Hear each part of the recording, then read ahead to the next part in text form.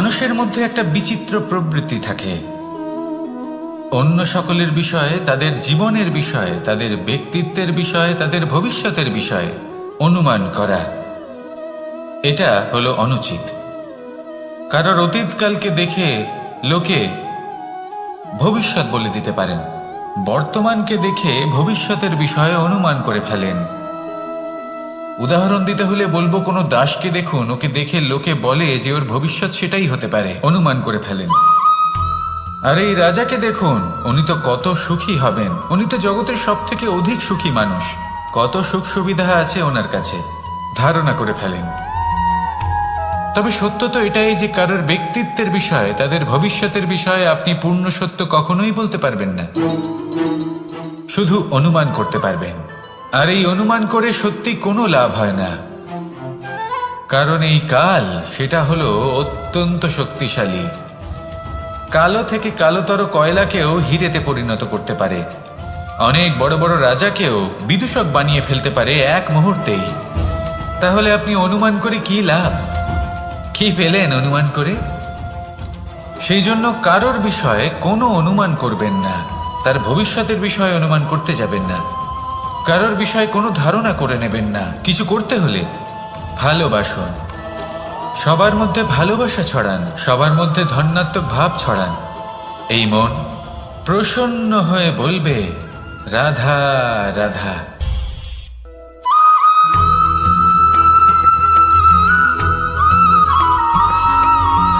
পঞ্চতত্ত্বের মধ্যে দ্বিতীয় তত্ত্ব হল ধরণী, ভূমি, যাকে আমরা ধরণী মাতা বলি।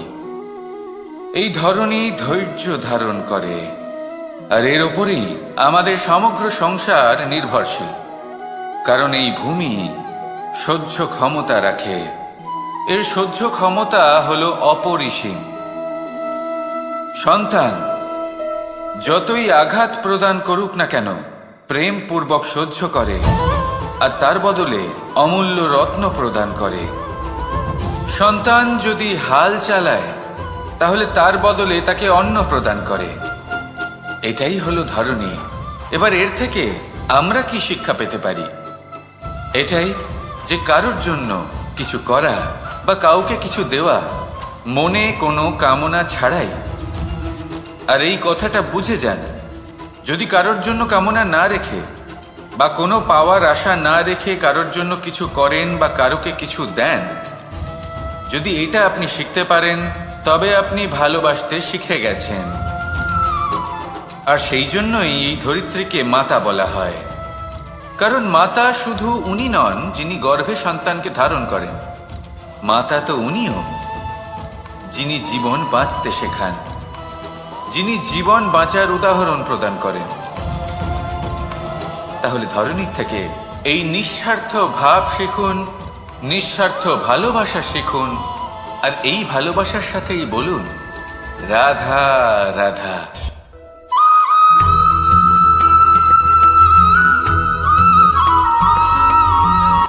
সংসারে আমাদের জীবনে যখন কোনো সুখ বা দুঃখ আসে, তার জন্য আমরা কাউকে না কাউকে অবশ্যই দায়ী করে থাকি, তাই না?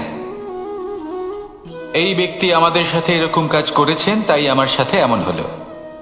ওই ব্যক্তি যদি এমনটা না করতেন, তাহলে আজ আমি ওই স্থানে পৌঁছতে পারতাম। সবই আপনার দৃষ্টিভঙ্গির ওপর নির্ভরশীল। আর যদি আপনার দৃষ্টিভঙ্গি এমন হয়, তাহলে তা অনুচিত। সত্যি কথা বলতে, এই সংসারে ভিন্ন ভিন্ন ধরনের মানুষ আছে। এটা আপনার উপর নির্ভর করছে কিভাবে তাদের স্বাগত জানাবেন।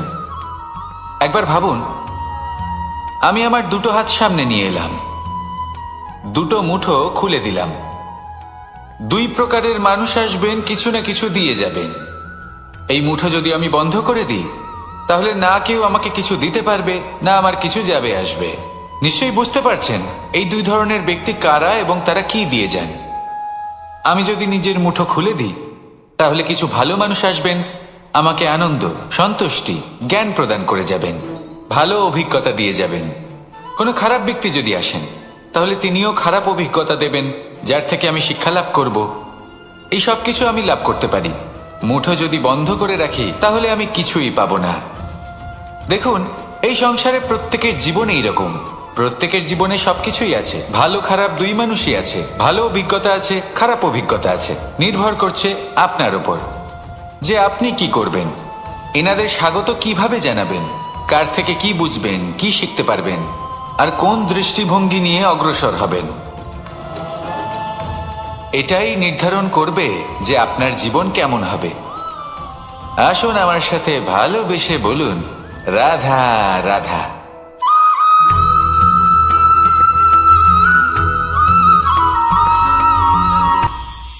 এটা হলো ধান গাছ। এর থেকে যে চাল উৎপন্ন হয় তা মানুষ গ্রহণ করেন। আর এটা কি? এ হলো জংলি ঘাস। একবার ভেবে দেখুন, যদি এই জংলি ঘাস ধান গাছের আশেপাশে থাকে তাহলে কি হবে? ধান উৎপন্ন হতে পারবে? তা উৎকৃষ্ট হতে পারবে? আমরা কি তা গ্রহণ করতে পারবো? কখনোই নয়। এই জংলি ঘাস ধানকে নষ্ট করে দেবে, কিন্তু নিজে জীবিত থাকবে। এটাই হলো আজকের শিক্ষা। এই সংসারে যদি আপনি নীতির পথে চলতে চান, উচিত কর্ম করতে চান, সংসারকে সেবা করতে চান, তাহলে জংলি ঘাসের মতো ব্যক্তিদের থেকে সবসময় দূরে থাকতে হবে। সেই ব্যক্তি যারা দুর্নীতি এবং মিথ্যা দ্বারা পরিপূর্ণ, যাদের ব্যবহার অশুভ, যাদের অনেক অশুভ গুণ রয়েছে, তারা সঠিক নয়। সেই সকল ব্যক্তি যাদের চরিত্র অত্যন্ত দুষ্ট হয়, তারা হয় শুভ চরিত্রের ব্যক্তিকে একদম নষ্ট করে দেয়, নয় নিজের মতো বানিয়ে তোলে। তাই যদি আপনি নীতির পথে চলতে চান, এই সংসারের জন্য শুভ কর্ম করতে চান, তাহলে সেই সঙ্গ লাভ করুন যে সঙ্গ জ্ঞানে পরিপূর্ণ, যাদের মধ্যে অনেক গুণ আছে, যাদের থেকে প্রতিদিন কিছু শিখতে পারবেন। এমন ব্যক্তির সাথে জীবন অতিবাহিত করুন। দুরাচারীদের থেকে দূরে থাকুন। তবেই এই মন প্রসন্ন হয়ে বলবে, রাধা রাধা।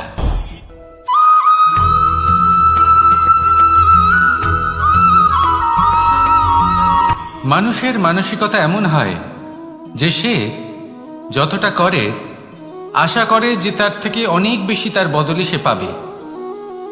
দেখুন, সবকিছুই আপনার ভাবনা চিন্তার উপর নির্ভর করছে। আপনি যদি ফলের বিষয়ে ভেবে কর্ম করতে থাকেন তাহলে সেটা অনুচিত। জীবনের আসল আনন্দ হলো নিজের কর্ম করতে থাকা, ফলের চিন্তা করা উচিত নয়। যদি আপনি এরকম ভাবেন যে আমি এতটা করছি, আমার এতটা পাওয়া উচিত, সেই ভাবনা অনুচিত। যদি আপনি সেবার মানসিকতা নিয়ে কর্ম করতে থাকেন, কর্মচক্রের প্রবাহিত হন, যদি আপনি এমন ভাবনা রাখেন যে আমি এতটা পাচ্ছি তাই এর থেকে অনেক বেশি আমি কর্ম করব, তাহলে নিশ্চিতরূপে আপনি যতটা করছেন তার থেকে অনেক বেশি আপনি পাবেন। আপনার আশার থেকে অনেক বেশি আপনি পাবেন।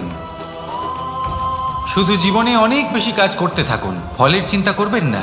আর মনে রাখবেন, এই ভাবনাই সব থেকে বড় বীজ। কর্মের উপর বিশ্বাস রাখুন।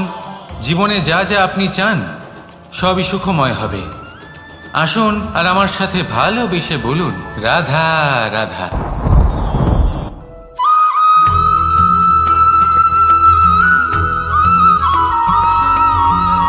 আপনি কখনো কোনো বাজকে নিজের বাসা বানাতে দেখেছেন? এই বাজ যখনই কোনো বাসা বানায় তখন উঁচু গাছের ডালে বা কোনো পর্বতের শিখরে বাসা বানায়, অনেক উচ্চতায়। আর সেখানে তার সন্তানও জন্মগ্রহণ করে।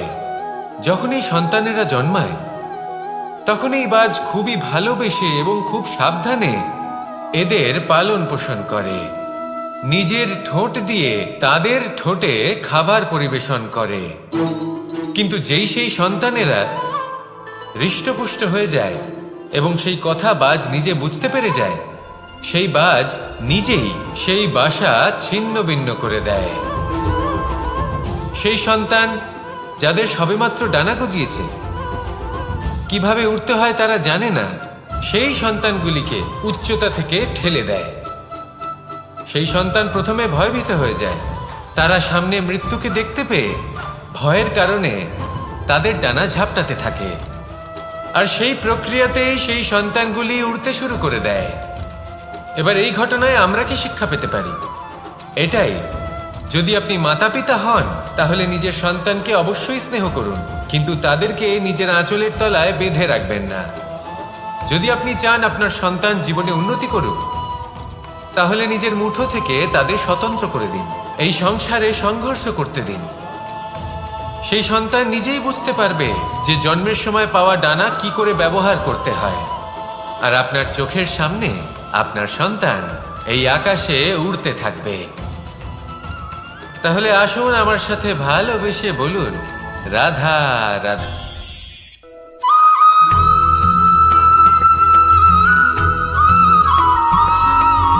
বসন্ত ঋতু, এই সময় মন আনন্দে ভরে থাকে।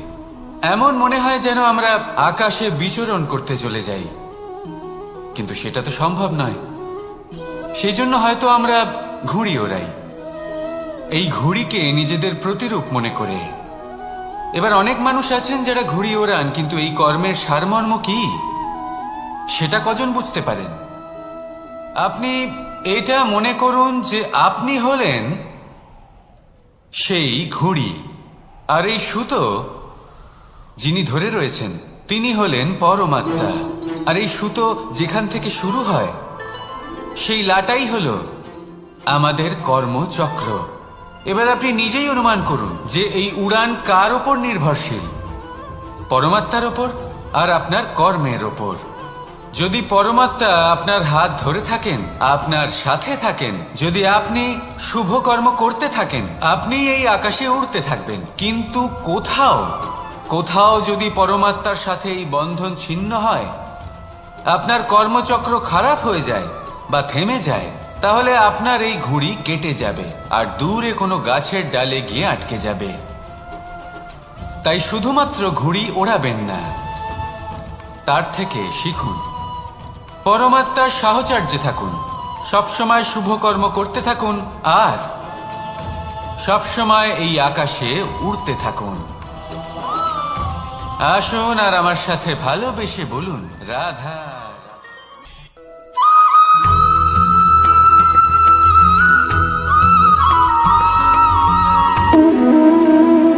সম্পর্ক হলো আমাদের জীবনের একটি আধার। কিছু সম্পর্ক এমন যা আমরা জন্মসূত্রে লাভ করি, যেমন পরিবার, মা, বাবা। কিছু সম্পর্ক আছে যা আমরা জীবনে অর্জন করে থাকি, তা সে প্রেমের হোক, স্নেহের হোক বা বন্ধুত্বের। এই সকল সম্পর্ক লাভ করার বা গড়ে তোলার 5টি ধাপ রয়েছে। প্রথম ধাপ, কোনো ব্যক্তির সাথে আলাপ হওয়া, তার সাথে কথা বলা বা তাকে দেখা। দ্বিতীয় ধাপ, সে ব্যক্তিকে আমাদের ভালো লাগা। তৃতীয় ধাপ, আমাদের এটা চাইতে শুরু করা যে জীবনে এই ব্যক্তি যেন আমাদের বন্ধু হন, আমাদের জীবনে থাকেন, বা আমাদের কাউকে ভালোবেসে ফেলা। আর এটা আমাদের ভাবা বা চাওয়া যে সেই ব্যক্তি যেন আজীবন আমার সাথে থাকেন, আমার জীবনে আমার সাথী হয়ে। চতুর্থ ধাপ, লাভ করা। এবার এই ধাপটি অনেক মানুষের পক্ষেই খুবই সরল হয়, বড়ই সরলভাবে নিজেদের সঙ্গীকে লাভ করে থাকেন। কিছু মানুষের জন্য এই ধাপ অত্যন্ত কঠিন হয়ে থাকে। অনেক প্রতিকূল পরিস্থিতির উপর জয়লাভ করে তারা সঙ্গীকে লাভ করেন, কিন্তু লাভ অবশ্যই করেন। এরপরে আসে পঞ্চম, অন্তিম এবং সব থেকে গুরুত্বপূর্ণ ধাপ। সেটা হলো সেই সম্পর্ক পালন করা। এটা হলো এমন এক বিষয় যা প্রত্যেক মানুষের শেখা উচিত। যদি ব্যক্তি নিজের জীবনে সম্পর্ক রক্ষা করতে শিখে যান, তবে প্রত্যেক সম্পর্ক তার জীবনকে স্বর্গ করে তুলবে। আসুন আর আমার সাথে ভালোবেসে বলুন, রাধা রাধা।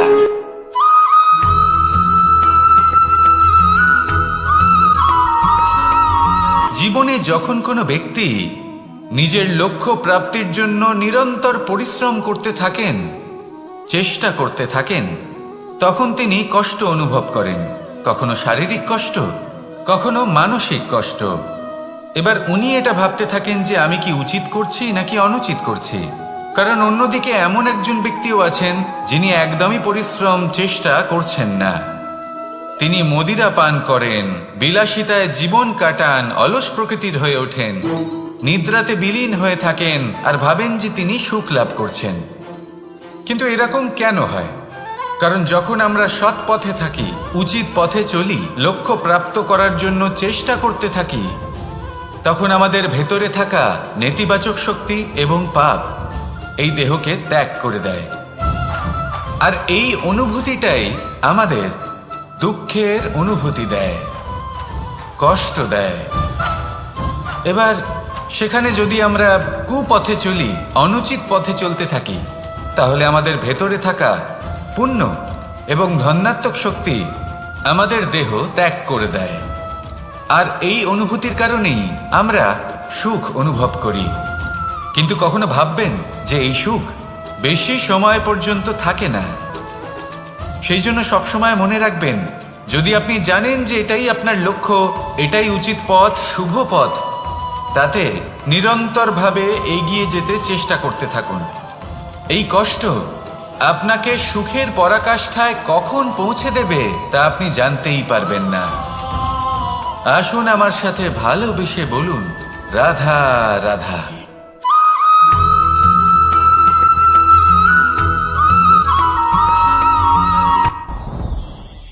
সাথী। সাথী এই শব্দটির ব্যাখ্যা কে কিভাবে করে? মিত্র, সখা, বন্ধু। কিন্তু অর্থ একটাই, তিনি যিনি আপনার সঙ্গী হন আর তিনি যার সাথী আপনি হন। এবার সব থেকে বড় প্রশ্ন হলো এটাই যে তিনি কে হতে পারেন যাকে আপনি আপনার সাথী বলে মেনে নিতে পারেন, নিজের সখা, নিজের মিত্র, নিজের বন্ধু মেনে নিতে পারেন। আপনার সাথী হলেন তিনি যিনি দুঃখের সময় আপনার পাশে থাকবেন, আপনার হাত ধরে থাকবেন। আপনার সাথী হলেন তিনি যার হাত আপনি নিজের সুখের দিনে ধরে থাকবেন।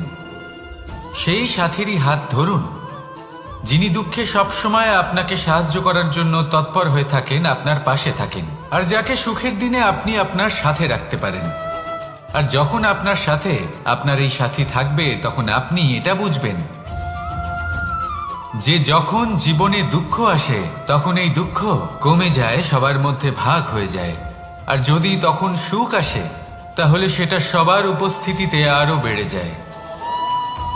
এটাই হলো প্রেম, এটাই হলো ভালোবাসা, এটাই হলো সঙ্গ।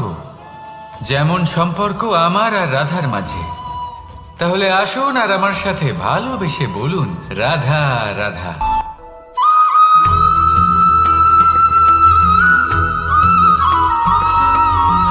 এই সংসারে প্রত্যেক মানুষ এটাই চান যে তিনি যেন ধনবান হন, আর্থিক অবস্থা তার ভালো থাকে, ওনার বাড়িতে লক্ষ্মীর আগমন হয়। কিন্তু সেটা হবে কি করে, সেটাই হলো প্রশ্ন।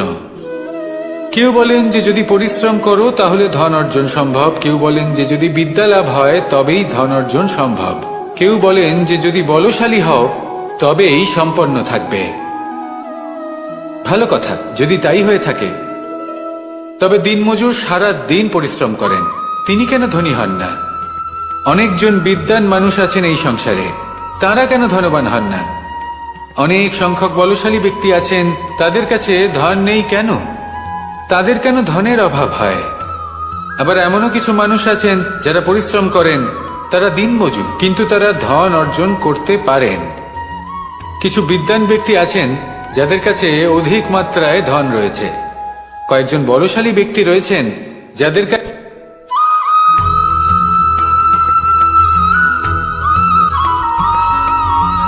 পঞ্চতত্ত্বের মধ্যে দ্বিতীয় তত্ত্ব হল ধরণী, ভূমি, যাকে আমরা ধরণী মাতা বলি। এই ধরণী ধৈর্য ধারণ করে, আর এর উপরেই আমাদের সমগ্র সংসার নির্ভরশীল। কারণ এই ভূমি সহ্য ক্ষমতা রাখে, এর সহ্য ক্ষমতা হলো অপরিসীম। সন্তান যতই আঘাত প্রদান করুক না কেন, প্রেম পূর্বক সহ্য করে, আর তার বদলে অমূল্য রত্ন প্রদান করে। সন্তান যদি হাল চালায়, তাহলে তার বদলে তাকে অন্ন প্রদান করে। এটাই হলো ধরণী। এবার এর থেকে আমরা কি শিক্ষা পেতে পারি? এটাই যে কারোর জন্য কিছু করা বা কাউকে কিছু দেওয়া মনে কোনো কামনা ছাড়াই। আর এই কথাটা বুঝে যান, যদি কারোর জন্য কামনা না রেখে বা কোনো পাওয়ার আশা না রেখে কারোর জন্য কিছু করেন বা কারোকে কিছু দেন, যদি এটা আপনি শিখতে পারেন তবে আপনি ভালোবাসতে শিখে গেছেন। আর সেই জন্যই এই ধরিত্রীকে মাতা বলা হয়, কারণ মাতা শুধু উনি নন যিনি গর্ভে সন্তানকে ধারণ করেন, মাতা তো উনিও যিনি জীবন বাঁচতে শেখান, যিনি জীবন বাঁচার উদাহরণ প্রদান করেন। তাহলে ধরনীর থেকে এই নিঃস্বার্থ ভাব শিখুন, নিঃস্বার্থ ভালোবাসা শিখুন, আর এই ভালোবাসার সাথেই বলুন রাধা রাধা।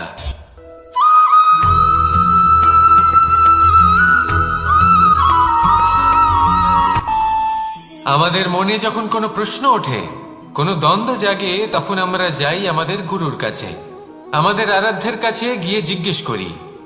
এইভাবেই একদিন আমি পৌঁছলাম আমার আরাধ্যের কাছে, আমার মহাদেবের কাছে, আর ওনাকে প্রশ্ন করলাম যে মহাদেব, জীবনে আনন্দ পাওয়ার, উৎসব পালনের, প্রেম ভাগ করে নেবার, জীবনকে উপভোগ করে নেওয়ার সর্বশ্রেষ্ঠ সময় কোনটা? মহাদেব হাসলেন আর উনি বললেন, জীবনে উৎসব পালনের সব থেকে শ্রেষ্ঠ দিন হল মৃত্যুর ঠিক আগের দিনটা। প্রেম ভাগ করে নেওয়ার সব থেকে শ্রেষ্ঠ মুহূর্ত হল মৃত্যুর ঠিক আগের মুহূর্ত। জীবনকে উপভোগ করে নেওয়ার সর্বশ্রেষ্ঠ প্রহর হল মৃত্যুর এক প্রহর পূর্বে। তখন আমি চমকে গেলাম।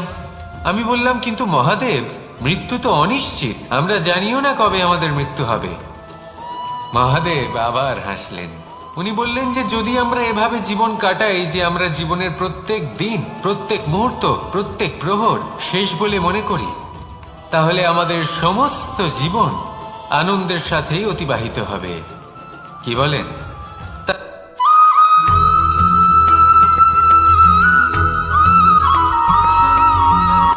সংসারে আমাদের জীবনে যখন কোনো সুখ বা দুঃখ আসে, তার জন্য আমরা কাউকে না কাউকে অবশ্যই দায়ী করে থাকি, তাই না?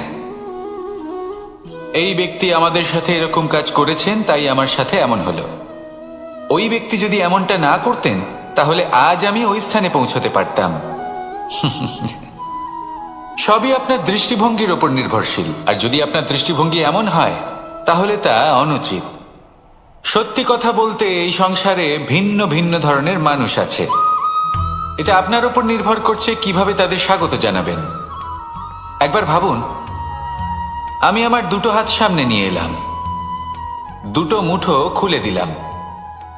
দুই প্রকারের মানুষ আসবেন, কিছু না কিছু দিয়ে যাবেন। এই মুঠো যদি আমি বন্ধ করে দিই, তাহলে না কেউ আমাকে কিছু দিতে পারবে, না আমার কিছু যাবে আসবে।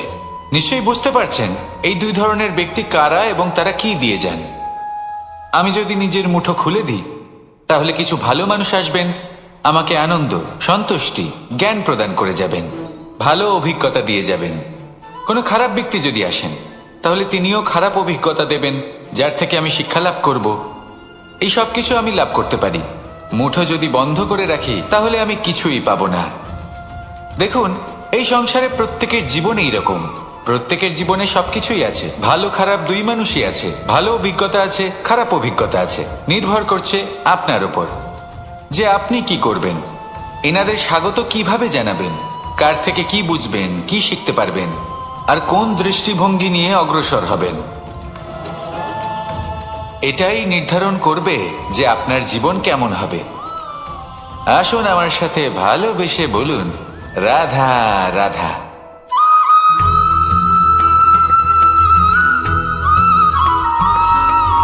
জীবনে অগ্রসর হওয়ার জন্য আমাদের কাকে প্রয়োজন হয়? মাতা পিতা, বন্ধু, প্রেম, সাহায্য, অর্থ, পরিশ্রম, আশা। ভিন্ন ভিন্ন মানুষ ভিন্ন ভিন্ন বিকল্প চয়ন করে। যদি আমি আপনাকে বলি, তাহলে জয় আর পরাজয়ের মন্ত্র দুটো শব্দের উপর নির্ভর করে, মেনে নেওয়া আর দৃঢ় হওয়া। যদি মেনে নেন, তাহলে হেরে যাবেন। যদি দৃঢ় হন, তাহলে নিশ্চিত রূপে জয়ী হবেন। যদি কখনো আপনি ক্লান্ত হয়ে ওঠেন, আপনি দুঃখী হন, পুরোপুরি ভেঙে পড়েছেন, তখন মেনে নেবেন না যে আপনি ভেঙে পড়েছেন, নয়তো হেরে যাবেন। তখন উল্টে স্থির করবেন যে যাই হয়ে যাক না কেন, আমি জয়ী হবই। আর আপনি দেখবেন যে জয় নিশ্চিত রূপে আপনার কাছেই আসবে। তাহলে এই কথা মনে রাখবেন আর আমার সাথে ভালোবেসে বলবেন, রাধা রাধা।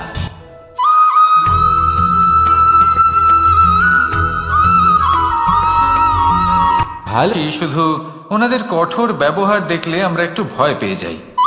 এবার ওনাদের এই কঠোর ব্যবহার আমাদের ভালো না লাগলেও অত্যন্ত আবশ্যক, কারণ মাতার থেকে আমরা যে শক্তি লাভ করি তা যেন নিয়ন্ত্রণ হারিয়ে বিধ্বংসী না হয়ে ওঠে। আমরা যেন কোনো কুপথে না চলে যাই, আমরা কখনো যেন দোষ না করে ফেলি। শুধু সেই জন্য পিতা এবং গুরু একটু কঠোর হয়ে ওঠেন, এবং ওনাদের এই কঠোর আচরণ ভবিষ্যতে গিয়ে আমরা অবশ্যই বুঝতে পারি। জীবনে কিছু বছর আমরা এগিয়ে যাই আর তারপর আমরা বুঝতে পারি যে বাবা এবং গুরু আমাদের যথেষ্ট ভালোবাসতেন, কিন্তু ওনাদের ভালোবাসার বহিঃপ্রকাশ আলাদা। প্রয়োজনীয় হলো এটা দেখার, এটা বোঝার যে শুরু থেকে আমাদের প্রতি ওনাদের আচরণ কেমন ছিল। ওনাদের কঠোর হওয়ার পেছনে ওনাদের ভালোবাসাটা বোঝার চেষ্টা করুন, ওনাদের চিন্তাটা বোঝার চেষ্টা করুন, ওনাদের পথপ্রদর্শনের আড়ালে আপনার ভবিষ্যতের জন্য যে পরিকল্পনা ওনারা করেছেন সেটা বোঝার চেষ্টা করুন। তখন আপনারা বুঝতে পারবেন ওনাদের ভালোবাসাকে। আপনার মনের মধ্যে আপনা থেকেই ওনাদের প্রতি সম্মান জেগে উঠবে। নিজের পিতা এবং নিজের গুরু এই দুজনের প্রতি কৃতজ্ঞতা প্রকাশ করুন আর আমার সাথে ভালোবেসে বলুন, রাধা রাধা।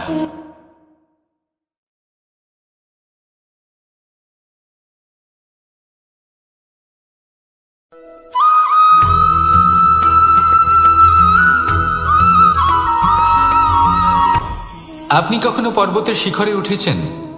আপনি দেখতে পাবেন পর্বতের পদতলে প্রচুর সুন্দর ফুল রয়েছে, সবুজ বনানী রয়েছে। যত আপনি উপরে উঠতে থাকবেন তত ফুল কমতে থাকবে, সবুজ বনানী কমতে থাকবে। আরো কিছুটা উপরে উঠলে কাঁটা জাতীয় গাছ দেখতে পাবেন, শুকনো গাছ দেখতে পাবেন। আরো যদি উপরে ওঠেন তাহলে পাষাণ দেখতে পাবেন। আরো উপরে উঠলে হিমখণ্ড দেখতে পাবেন। এই যে পর্বত, তা মনুষ্য জীবনের সব থেকে উত্তম উদাহরণ। মানুষ যখন সাফল্যের শিখরে পৌঁছতে চান, মহানুভবতার শিখরে পৌঁছতে চান, পথে যত আস্তে আস্তে উপরে উঠতে থাকেন ততই ভৌতিক বস্তু তার থেকে বিচ্ছিন্ন হতে থাকে। যদি তিনি সেই ভৌতিক বস্তুগুলি ত্যাগ না করতে পারেন তাহলে কখনোই সেই স্থানে পৌঁছতে পারবেন না। আর মানুষ যদি উচিত ত্যাগ করতে পারেন, পথে অগ্রসর হতে থাকেন, এগোতে থাকেন, তাহলে একদিন না একদিন তিনি মহানুভবতার, জ্ঞানের, সাফল্যের হিমের স্বাদ অবশ্যই লাভ করবেন। মনে রাখবেন, মানব জীবনে ত্যাগ হলো অত্যন্ত গুরুত্বপূর্ণ অংশ।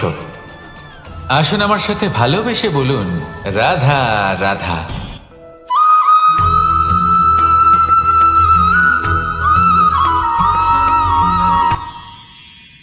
মানুষ তার জীবনে দুই ধরনের পরিস্থিতিকে খুব ভয় পায়। এক, কোনো কারণবশত কারোর সামনে নত হওয়া। দুই, কোনো কারণে নিজের চরিত্র থেকে, নিজের মূল্যবোধ থেকে বিচ্যুত হওয়া। এবার কেন হয় এরকম যে কথায় কথায় কারোর সামনে নত হতে হয়? কেন বারংবার নিজের চরিত্র থেকে চ্যুত হতে হয়? এরকম কেন হয়? এটা তখনই হয় যখন আমাদের শিক্ষা এবং মূল্যবোধের অভাব থাকে। যদি মানুষের মধ্যে প্রকৃত শিক্ষা থাকে তাহলে এই সংসারে কোনো সময় এবং কারোর সামনেই নত হওয়ার কোনো প্রয়োজন নেই। যদি মানুষের মধ্যে মূল্যবোধ থাকে তাহলে তাকে নিজের মূল্যবোধ বা চরিত্র থেকে বিচ্যুত হতে হয় না, তা সে যাই হয়ে যাক না কেন। কোনো বালককে যদি জন্ম থেকেই সুশিক্ষার অধিকারী করা হয়, শিক্ষিত করা হয়, মূল্যবোধের অধিকারী করা হয়, তবে সে এই সংসারে এমন কর্ম করবে যাতে সে নিজেকে, নিজের পরিবারকে, সমগ্র সমাজকে গর্বিত করতে পারে। শিক্ষা লাভ করুন, মূল্যবোধ লাভ করুন এবং আমার সাথে ভালোবেসে বলুন, রাধা রাধা।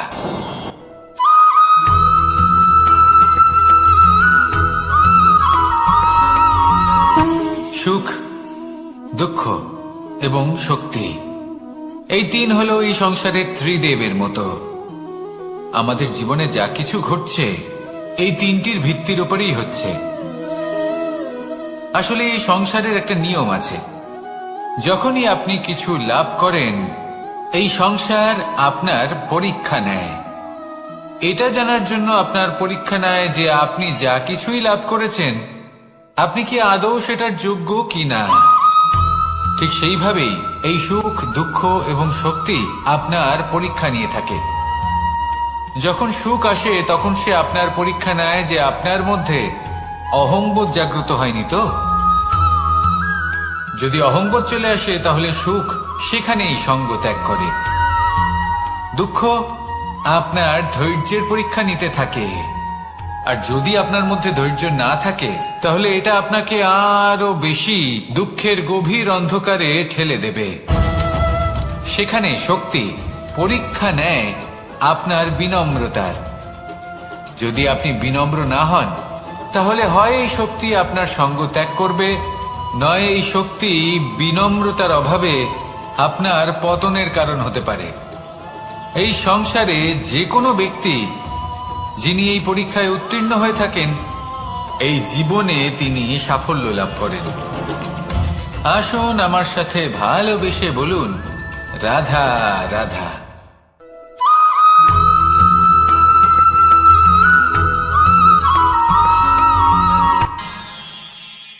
আমরা সবাই সূর্যকে সম্মান কেন করি?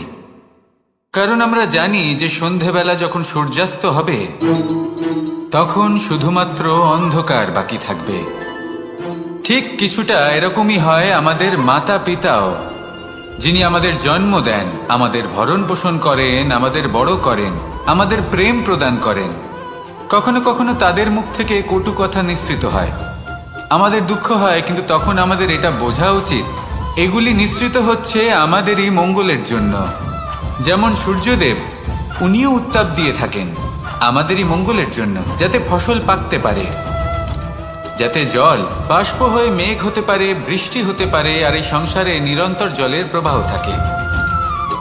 আমাদের মাতা পিতা, তাদের কঠোর আচরণ, তাদের কঠোর অনুশাসনের পেছনে লুকিয়ে থাকে ওনাদের ভালোবাসা। আমাদের তা বুঝতে হবে, সসম্মানে ওনাদের গ্রহণ করতে হবে। কারণ ঠিক সূর্যাস্তের পরে যেমন চতুর্দিক অন্ধকারচ্ছন্ন হয়ে যায়, তেমনি আমাদের জীবন থেকে যখন আমাদের মাতা পিতা চলে যায় তখন আমাদের জীবনেও শুধু এবং শুধুমাত্র অন্ধকারই ছেয়ে থাকে। সেই জন্য নিজের মাতা পিতাকে সম্মান করুন, ওনাদের ভালোবাসা প্রদান করুন। এই মন আর এই জীবন প্রসন্ন হয়ে বলবে, রাধা রাধা।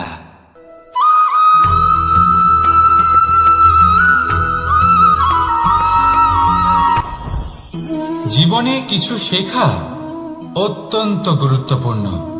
এবার কি কি শিখতে হবে সেই সব শেখানোর জন্য অনেক শিক্ষক রয়েছেন, কিন্তু কি শিখবেন না আর কি করবেন না এটা আমাদের নিজের অভিজ্ঞতা দিয়ে শিখতে হয়। কিন্তু তার মানে এটা নয় যে যদি আপনাকে শিখতে হয় যে আগুনের তাপ কতটা, আপনাকে আগুনের মধ্যে হাত দিতে হবে। না, অন্য কারোর অভিজ্ঞতা দ্বারাও শিখতে পারেন। প্রশ্ন শুধুমাত্র একটাই যে আপনি কি শিখতে চান নাকি চান না। যদি আপনি এটাই ভাবেন যে আমি শুধুই নিজের অভিজ্ঞতা দ্বারাই শিখতে চাই, তাহলে জীবনকাল ছোট মনে হবে, অনেক কিছুই শিখতে পারবেন না। তাই নিজের সাথে সাথে বড়দের অভিজ্ঞতা দ্বারাও শেখা শুরু করে দিন। এই সংসারের অভিজ্ঞতা দ্বারা শিখতে শুরু করে দিন। আর এটা নিশ্চিত রূপে শেখা আবশ্যক যে কখন কি করবেন না, কোথায় থামতে হবে আর কোথায় থামবেন না। তাহলে আসুন আর আমার সাথে ভালোবেসে বলুন, রাধা রাধা।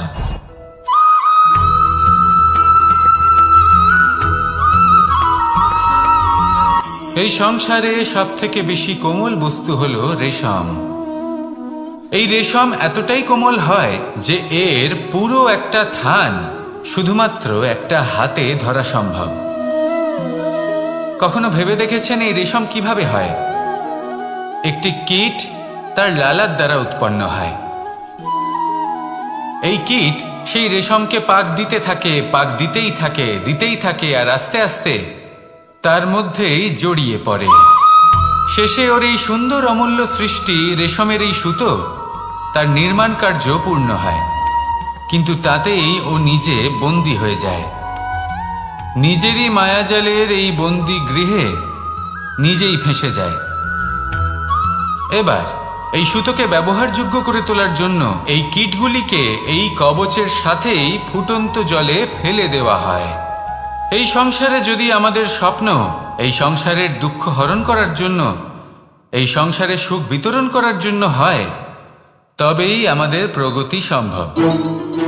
যদি আমাদের এই স্বপ্ন শুধুই আমাদের এবং আমাদের স্বার্থ সিদ্ধির জন্য হয়, তাহলে এই স্বপ্ন আমাদের অন্ধ করে দেবে, আমাদের অন্ধকারের পথে নিয়ে যাবে, আর আমরাও সেই কীটের মতো হয়ে যাব। নিজেদেরই মায়াজালে আমরা নিজেই ফেঁসে যাব, আর শেষে আমরা যদি কিছু লাভ করি তা হবে একাকিত্ব, অন্ধকারময় মৃত্যু। তাই স্বপ্ন অবশ্যই দেখুন, কিন্তু এমনভাবে স্বপ্ন দেখবেন না যে তার এই বন্দিগৃহে আপনি নিজেই ফেঁসে গেলেন। স্বপ্ন দেখুন পরোপকারে।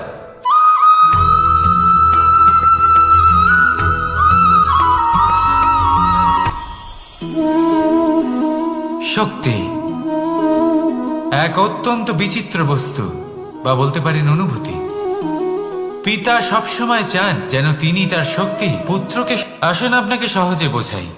যদি আপনি সুপাত্র হন আর আপনাকে শক্তি দেওয়া হয়, তাহলে আপনি সেই শক্তির গুরুত্ব বুঝবেন, কোথায় সেই শক্তি প্রয়োগ করা উচিত সেটা বুঝবেন। আর এটা যেহেতু অর্জন করা শক্তি হবে, সেই শক্তির অপব্যবহার হবে না।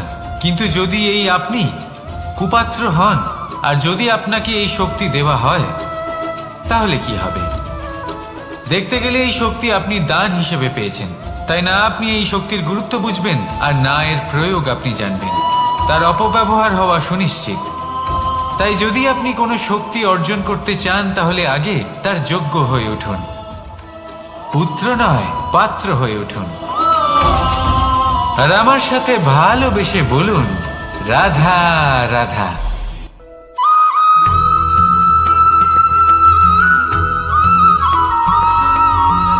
এই সংসারে প্রত্যেক মানুষ এটাই চান যে তিনি যেন ধনবান হন, আর্থিক অবস্থা তার ভালো থাকে, ওনার বাড়িতে লক্ষ্মীর আগমন হয়। কিন্তু সেটা হবে কি করে, সেটাই হলো প্রশ্ন। কেউ বলেন যে যদি পরিশ্রম করো তাহলে ধন অর্জন সম্ভব, কেউ বলেন যে যদি বিদ্যা লাভ হয় তবেই ধন অর্জন সম্ভব, কেউ বলেন যে যদি বলশালী হও তবেই সম্পন্ন থাকবে। ভালো কথা, যদি তাই হয়ে থাকে, তবে দিনমজুর সারা দিন পরিশ্রম করেন, তিনি কেন ধনী হন না? অনেকজন বিদ্বান মানুষ আছেন এই সংসারে, তারা কেন ধনবান হন না? অনেক সংখ্যক বলশালী ব্যক্তি আছেন, তাদের কাছে ধন নেই কেন? তাদের কেন ধনের অভাব হয়? আবার এমনও কিছু মানুষ আছেন যারা পরিশ্রম করেন, তারা দিনমজুর, কিন্তু তারা ধন অর্জন করতে পারেন। কিছু বিদ্বান ব্যক্তি আছেন যাদের কাছে অধিক মাত্রায় ধন রয়েছে, কয়েকজন বলশালী ব্যক্তি রয়েছেন যাদের কাছে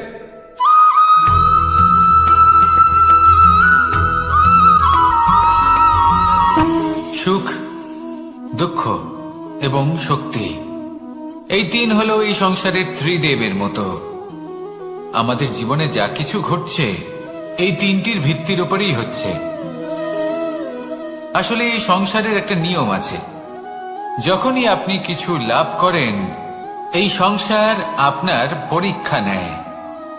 এটা জানার জন্য আপনার পরীক্ষা নেয় যে আপনি যা কিছুই লাভ করেছেন, আপনি কি আদৌ সেটার যোগ্য কিনা। ঠিক সেইভাবেই এই সুখ, দুঃখ এবং শক্তি আপনার পরীক্ষা নিয়ে থাকে। যখন সুখ আসে তখন সে আপনার পরীক্ষা নেয় যে আপনার মধ্যে অহংবোধ জাগ্রত হয়নি তো। যদি অহংবোধ চলে আসে তাহলে সুখ সেখানেই সঙ্গ ত্যাগ করে। দুঃখ আপনার ধৈর্যের পরীক্ষা নিতে থাকে, আর যদি আপনার মধ্যে ধৈর্য না থাকে তাহলে এটা আপনাকে আরো বেশি দুঃখের গভীর অন্ধকারে ঠেলে দেবে। সেখানে শক্তি পরীক্ষা নেয় আপনার বিনম্রতার। যদি আপনি বিনম্র না হন, তাহলে হয় এই শক্তি আপনার সঙ্গ ত্যাগ করবে, নয় এই শক্তি বিনম্রতার অভাবে আপনার পতনের কারণ হতে পারে। এই সংসারে যে কোনো ব্যক্তি যিনি এই পরীক্ষায় উত্তীর্ণ হয়ে থাকেন, এই জীবনে তিনি সাফল্য লাভ করেন। আসুন আমার সাথে ভালোবেসে বলুন, রাধা রাধা।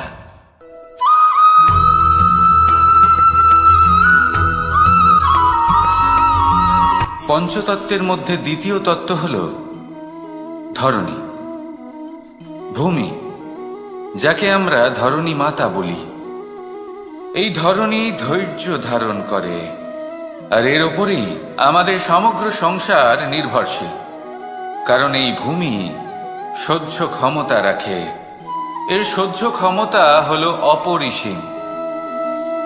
সন্তান যতই আঘাত প্রদান করুক না কেন, প্রেম পূর্বক সহ্য করে, আর তার বদলে অমূল্য রত্ন প্রদান করে। সন্তান যদি হাল চালায়, তাহলে তার বদলে তাকে অন্ন প্রদান করে। এটাই হলো ধরণী। এবার এর থেকে আমরা কি শিক্ষা পেতে পারি? এটাই যে কারোর জন্য কিছু করা বা কাউকে কিছু দেওয়া মনে কোনো কামনা ছাড়াই। আর এই কথাটা বুঝে যান, যদি কারোর জন্য কামনা না রেখে বা কোনো পাওয়ার আশা না রেখে কারোর জন্য কিছু করেন বা কারোকে কিছু দেন, যদি এটা আপনি শিখতে পারেন, তবে আপনি ভালোবাসতে শিখে গেছেন। আর সেই জন্যই এই ধরিত্রীকে মাতা বলা হয়। কারণ মাতা শুধু উনি নন যিনি গর্ভে সন্তানকে ধারণ করেন, মাতা তো উনিও যিনি জীবন বাঁচতে শেখান, যিনি জীবন বাঁচার উদাহরণ প্রদান করেন। তাহলে ধরণীর থেকে এই নিঃস্বার্থ ভাব শিখুন, নিঃস্বার্থ ভালোবাসা শিখুন, আর এই ভালোবাসার সাথেই বলুন, রাধা রাধা।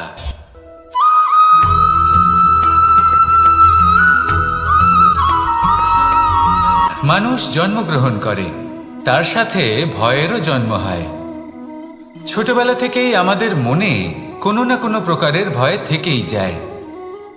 কেউ এই বিষয়ে ভয় পায় যে তার কোনো বস্তু তার থেকে দূরে চলে যাবে, কেউ এই বিষয়ে ভয় পায় যে আমি নিজেকে হারিয়ে ফেলব, কেউ এই ভেবে ভয় পায় যে আমার প্রিয়জনেরা তারা যেন আমার থেকে দূরে না চলে যায়, কেউ এই ভেবে ভয় পায় যে আমরা যেন পথ না হারিয়ে ফেলি, আদি ইত্যাদি। কিন্তু সত্যি কথা বলতে, ভেবে দেখুন এই ভয় বাস্তবে কি? শুধুই একটা মনস্থিতি, আর কিছুই নয়। যা কিছু আপনি জীবনে পেয়েছেন তা একদিন আপনাকে হারাতে হবে। এই জীবন হলো আপনারই, কিন্তু তাও একদিন সমাপ্ত হবে। তাই ভয় পেয়ে কি লাভ? এই ভয় শুধু আপনাকে জীবন যাপন করা থেকে বাধা দিচ্ছে, আর কিচ্ছু নয়। পথ হারিয়ে ফেললেই বুঝতে পারবেন যে নতুন পথ কিভাবে বানাতে হয়। কিছু মানুষকে জীবন থেকে হারালে তবেই আপনি বুঝবেন যে আপনার আপনজনকে। এই ভয়ের কারণে ভীত হয়ে থাকবেন না। এই তারা নক্ষত্র অন্ধকারের অভাবে গুরুত্ব হারায়। শিবকেও মহাদেব হওয়ার জন্য বিষ পান করতে হয়েছিল। প্রত্যেক পরিস্থিতি, প্রত্যেক সাফল্য আপনার পরীক্ষা নেবে, তাতে উত্তীর্ণ হওয়া হলো আপনার কর্ম। যখনই আপনি ভয় পাবেন বা সংকটের সম্মুখীন হবেন, তখন সাহসের সাথে তার সম্মুখীন হন। মনে রাখবেন, যে সম্মুখীন হতে জানে সাফল্য তার সাথে সবসময় থাকে। আসুন আর আমার সাথে ভালোবেসে বলুন, রাধা রাধা।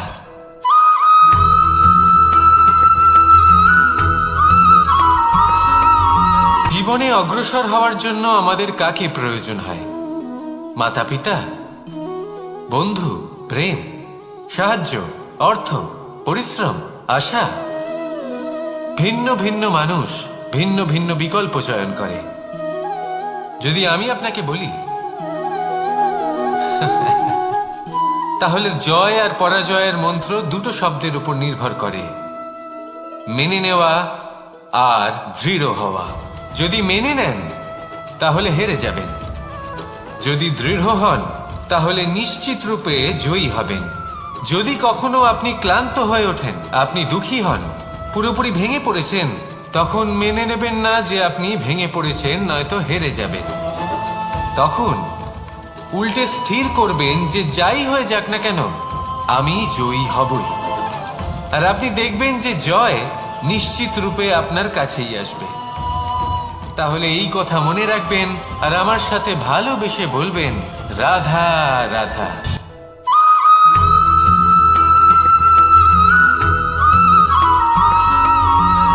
এই সংসারে কোনো বস্তু হোক বা ব্যক্তি হোক, তার একার গুরুত্ব কিন্তু খুব বেশি নয়। একটা উদাহরণ হিসেবে বৃষ্টির ফোঁটাকে ভেবে দেখুন।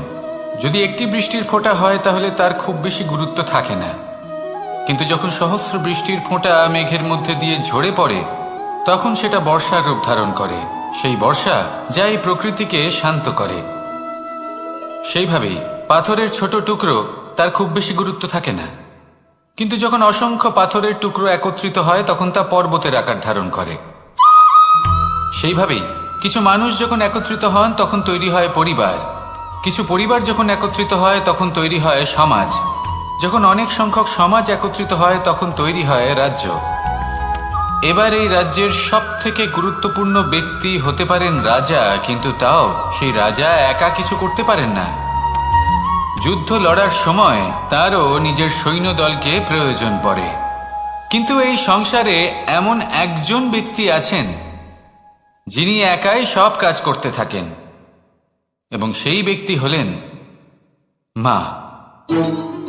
আমাদের জীবনে একজন পিতার ভূমিকা কিন্তু নিঃসন্দেহে অমূল্য, কিন্তু আমাদের সকলের জীবনে যে ভূমিকা একজন মায়ের তা অন্য কারোর থাকে না। একজন মা একাই সন্তানকে বড় করতে পারেন, সংস্কারী করে তুলতে পারেন, তার জন্য পরিশ্রম করেন। আর এত কিছু কাজ করার পরেও তার কাজের জন্য তিনি প্রশংসা অবশ্য পান না। উল্টে যদি সেই সন্তান অনুচিত পথে চালিত হয়, অনুচিত কর্ম করে, তখন সেই মাকেই অপবাদের পাত্র হয়ে উঠতে হয়। আমাদের জীবনে মায়ের যোগদান কতটা সেটা বুঝুন। আপনাকে বড় করে তোলার জন্য উনি কতটা পরিশ্রম করেছেন সেটা বুঝুন। আজ থেকে, এখন থেকে, এই মুহূর্ত থেকে মাকে সম্মান করতে শিখুন। যখন সময় পাবেন, যখন সুযোগ হবে, তখন তার প্রশংসা করুন, ওনারও ভালো লাগবে। আর মায়ের এই মমতার জন্য, তার এই ভূমিকার জন্য আসুন সবাই মিলে আমরা তাকে প্রণাম করি,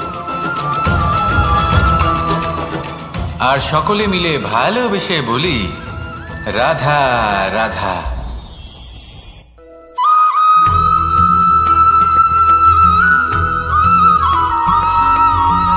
এই সংসারের সব থেকে গুরুত্বপূর্ণ তত্ত্ব কোনটা? প্রথম হলো সময়। জন্ম থেকে মৃত্যু পর্যন্ত এই যে সময়, এটাই তো হলো জীবন। দ্বিতীয় হলো জীবন, যাতে আমরা সময়ের সদ্ব্যবহার করি, শ্রেষ্ঠ থেকে শ্রেষ্ঠতর কাজ করার চেষ্টা করি। বহু বছরের এই পরম্পরা, এই সংস্কৃতিকে এগিয়ে নিয়ে যাওয়ার চেষ্টা করি। এই সংসারে আমরা অংশগ্রহণ করতে চেষ্টা করি। তৃতীয় হলো ধন, সেই ধন যা প্রত্যেক ব্যক্তি অর্জন করতে চেষ্টা করেন। এবার এই তিনটি তত্ত্বের মধ্যে একটা সামঞ্জস্য আছে, সমান ব্যাপার আছে। সে ধনই হোক বা সময় হোক বা হোক জীবন।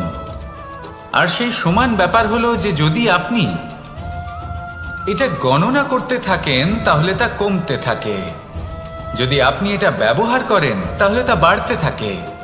একে সংগঠিত করে রাখতে চেষ্টা করলে এ হাত থেকে ফসকে যায়, কিন্তু যদি আপনি একে সামলে রাখতে শিখে যান তাহলে এমন কাজ করবেন যাতে সংসারের সাথে সাথে পরবর্তী প্রজন্ম লাভবান হবে। যদি কিছু শিখতে চান তাহলে সামলাতে শিখুন, গণনা করা বা সংগঠিত করা নয়। আসুন আর আমার সাথে ভালোবেসে বলুন, রাধা রাধা।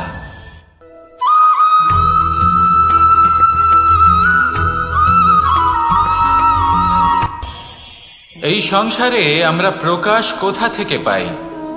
এর উত্তর বড়ই সরল। ভোরে যখন সূর্যোদয় হয় তখন প্রকাশের কিরণ আমাদের ঘরে এসে পৌঁছয়। এইভাবেই আমরা প্রকাশ লাভ করি। এবার এই প্রকাশের আলোতেই আমরা সারাদিনের কাজ সম্পন্ন করি। সন্ধে হয়ে যায়, সূর্যাস্তও হয়ে যায়, আর আমাদের ঘর যাতে অন্ধকার না হয় তার জন্য আমরা একটা প্রদীপ প্রজ্বলিত করি। এটাই ঘটে আমাদের জীবনেও। এবার প্রবাহমান আয়ুর সাথে আমরা আমাদের অন্তরে যদি একটা প্রদীপ প্রজ্বলিত করে নিই, তাহলে বিষয়টাই অন্যরকম হবে। এবার আপনি বলবেন কোন প্রকাশের কথা বলছি যা আমাদের অন্তরে জাগ্রত করা সম্ভব? আমাদের আত্মার মাঝে প্রেমের প্রকাশ জাগ্রত করার কথা বলছি। কারণ আমাদের এই জীবন এও হলো দিনের আলোর মতো। আজ প্রকাশ আছে, কিন্তু কোনোদিন অবশ্যই অস্ত হবে। কিন্তু অস্ত হবার আগে যদি আমরা আমাদের আত্মার মাঝে প্রেমের এই প্রকাশ উজ্জ্বলিত করে নিই, তাহলে আমাদের সন্ধ্যাকালও আমরা আনন্দে এবং প্রেমে যাপন করব। তাহলে আসুন আর আমার সাথে ভালোবেসে বলুন, রাধা রাধা।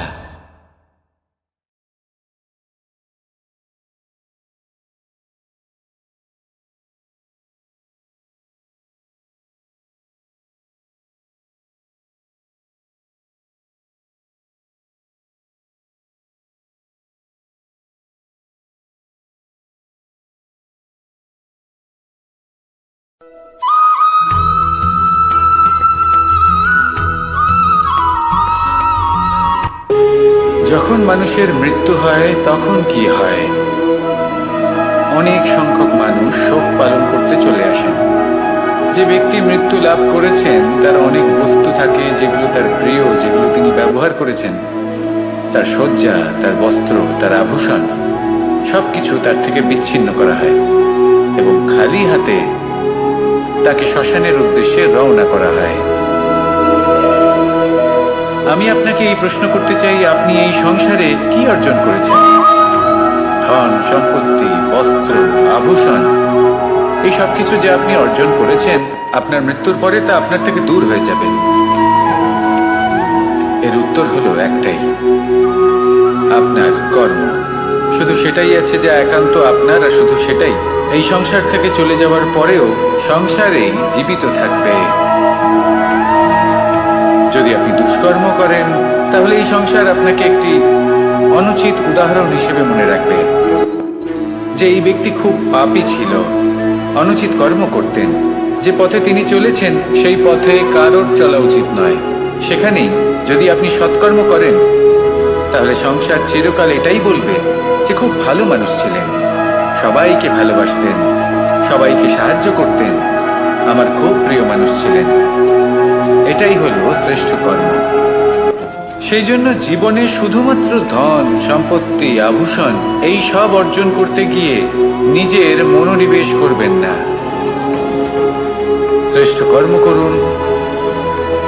সংসার থেকে চলে যাওয়ার পরেও এই কর্মই এই সংসারে আপনাকে জীবিত রাখবে। আসুন আমার সাথে ভালোবেসে বলুন, রাধা রাধা।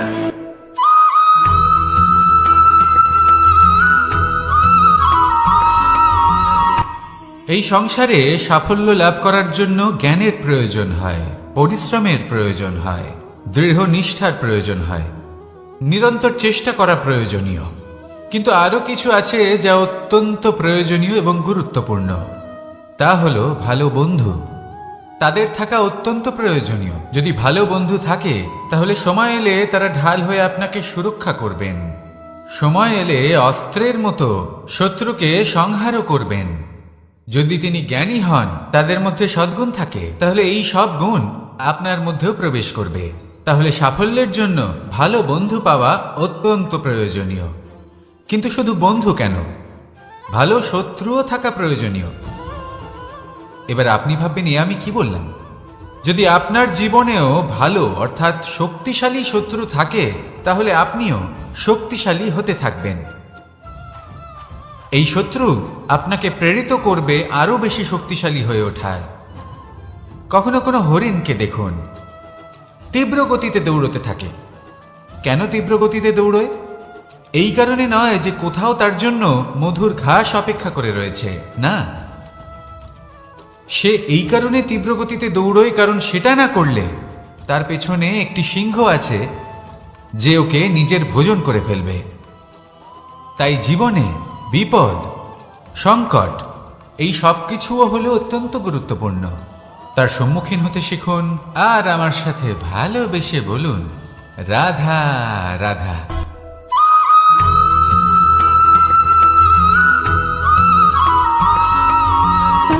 সুখ, দুঃখ এবং শক্তি, এই তিন হলো এই সংসারের ত্রিদেবের মতো। আমাদের জীবনে যা কিছু ঘটছে এই তিনটির ভিত্তির উপরেই হচ্ছে। আসলে এই সংসারের একটা নিয়ম আছে, যখনই আপনি কিছু লাভ করেন এই সংসার আপনার পরীক্ষা নেয়। এটা জানার জন্য আপনার পরীক্ষা নেয় যে আপনি যা কিছুই লাভ করেছেন আপনি কি আদৌ সেটার যোগ্য কিনা। ঠিক সেইভাবেই এই সুখ, দুঃখ এবং শক্তি আপনার পরীক্ষা নিয়ে থাকে। যখন সুখ আসে তখন সে আপনার পরীক্ষা নেয় যে আপনার মধ্যে অহংবোধ জাগ্রত হয়নি তো। যদি অহংবোধ চলে আসে তাহলে সুখ সেখানেই সঙ্গ ত্যাগ করে। দুঃখ আপনার ধৈর্যের পরীক্ষা নিতে থাকে, আর যদি আপনার মধ্যে ধৈর্য না থাকে তাহলে এটা আপনাকে আরো বেশি দুঃখের গভীর অন্ধকারে ঠেলে দেবে। সেখানে শক্তি পরীক্ষা নেয় আপনার বিনম্রতার। যদি আপনি বিনম্র না হন তাহলে হয় এই শক্তি আপনার সঙ্গ ত্যাগ করবে, নয় এই শক্তি বিনম্রতার অভাবে আপনার পতনের কারণ হতে পারে। এই সংসারে যে কোনো ব্যক্তি যিনি এই পরীক্ষায় উত্তীর্ণ হয়ে থাকেন এই জীবনে তিনি সাফল্য লাভ করেন। আসুন আমার সাথে ভালোবেসে বলুন, রাধা রাধা।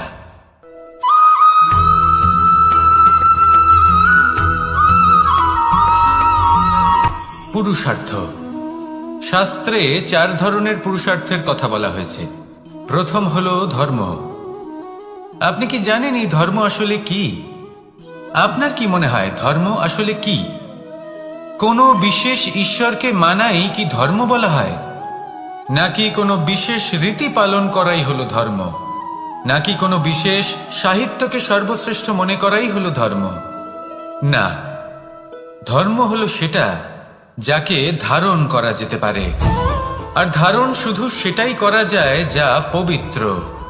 পবিত্র শুধু তাকেই বলা হয় যা নিঃস্বার্থ, যার মধ্যে শাসন করার কোনো ইচ্ছে নেই,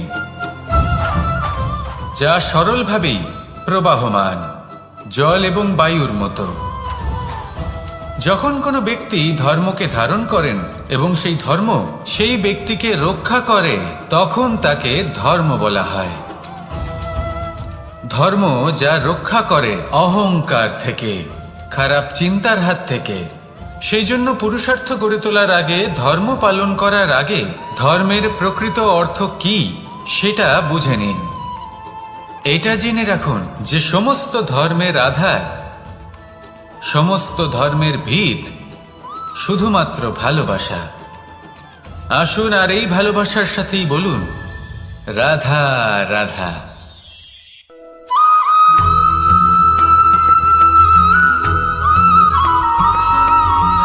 এই সংসারে সব থেকে বেশি কোমল বস্তু হলো রেশম। এই রেশম এতটাই কোমল হয় যে এর পুরো একটা থান শুধুমাত্র একটা হাতে ধরা সম্ভব।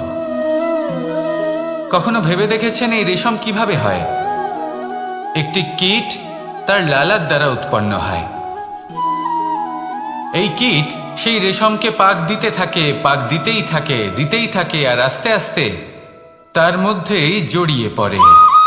শেষে ওর এই সুন্দর অমূল্য সৃষ্টি রেশমের এই সুতো তার নির্মাণ কার্য পূর্ণ হয়, কিন্তু তাতেই ও নিজে বন্দী হয়ে যায়। নিজেরই মায়াজালের এই বন্দী গৃহে নিজেই ফেঁসে যায়।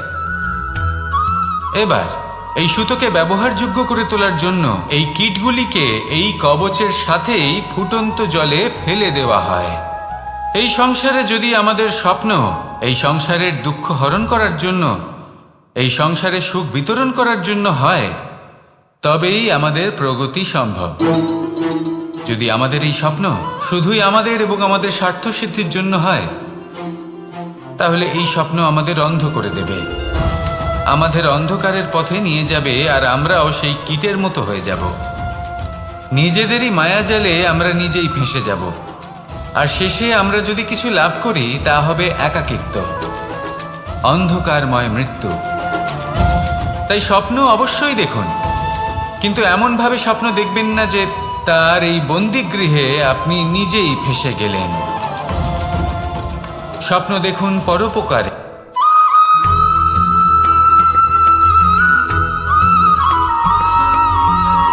কেউ বলে জীবন খুব ক্ষণস্থায়ী, কেউ বলে জীবন হলো একটা সুন্দর স্বপ্নের মতো, আবার কেউ বলবে জীবন হলো এক কঠোর সত্য।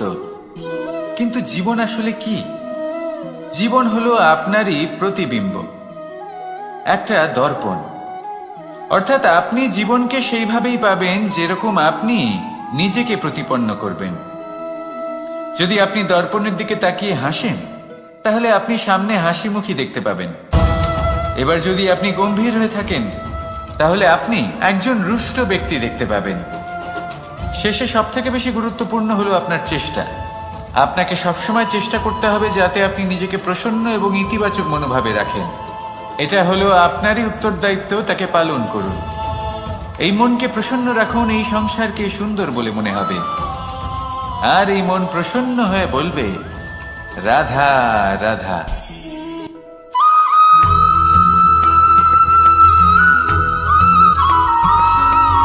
জীবনে যখন কোনো ব্যক্তি নিজের লক্ষ্য প্রাপ্তির জন্য নিরন্তর পরিশ্রম করতে থাকেন, চেষ্টা করতে থাকেন, তখন তিনি কষ্ট অনুভব করেন, কখনো শারীরিক কষ্ট, কখনো মানসিক কষ্ট। এবার উনি এটা ভাবতে থাকেন যে আমি কি উচিত করছি নাকি অনুচিত করছি। কারণ অন্যদিকে এমন একজন ব্যক্তিও আছেন যিনি একদমই পরিশ্রম চেষ্টা করছেন না। তিনি মদিরা পান করেন, বিলাসিতায় জীবন কাটান, অলস প্রকৃতির হয়ে ওঠেন, নিদ্রাতে বিলীন হয়ে থাকেন আর ভাবেন যে তিনি সুখ লাভ করছেন। কিন্তু এরকম কেন হয়? কারণ যখন আমরা সৎ পথে থাকি, উচিত পথে চলি, লক্ষ্য প্রাপ্ত করার জন্য চেষ্টা করতে থাকি, তখন আমাদের ভেতরে থাকা নেতিবাচক শক্তি এবং পাপ এই দেহকে ত্যাগ করে দেয়। আর এই অনুভূতিটাই আমাদের দুঃখের অনুভূতি দেয়, কষ্ট দেয়। এবার সেখানে যদি আমরা কুপথে চলি, অনুচিত পথে চলতে থাকি, তাহলে আমাদের ভেতরে থাকা পুণ্য এবং ধনাত্মক শক্তি আমাদের দেহ ত্যাগ করে দেয়। আর এই অনুভূতির কারণেই আমরা সুখ অনুভব করি। কিন্তু কখনো ভাববেন যে এই সুখ বেশি সময় পর্যন্ত থাকে না। সেই জন্য সবসময় মনে রাখবেন, যদি আপনি জানেন যে এটাই আপনার লক্ষ্য, এটাই উচিত পথ, শুভ পথ, তাতে নিরন্তরভাবে এগিয়ে যেতে চেষ্টা করতে থাকুন। এই কষ্ট আপনাকে সুখের পরাকাষ্ঠায় কখন পৌঁছে দেবে তা আপনি জানতেই পারবেন না। আসুন আমার সাথে ভালোবেসে বলুন রাধা রাধা।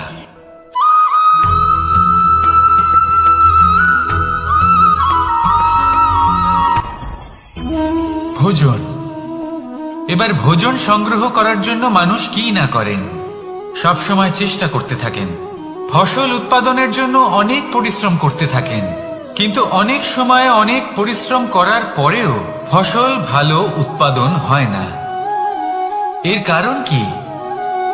কারণ হলো এটাই যে আপনি পরিশ্রম হয়তো অনেক করেছেন, কিন্তু আপনার নজর তো সেই বীজের দিকে ছিলই না যা আপনি রোপণ করেছেন। সেই জন্য সব সময় কোনো বীজ রোপণ করার আগে তাকে পরখ করে দেখুন, তা অত্যন্ত আবশ্যক।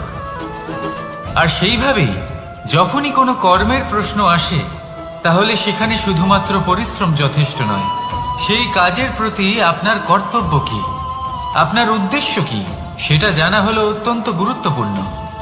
তাই কর্ম করুন, কিন্তু সেই কর্মের প্রতি আপনার যা উদ্দেশ্য তার মাহাত্ম্য বুঝতে চেষ্টা করুন। তাহলে আসুন আমার সাথে ভালোবেসে বলুন রাধা রাধা।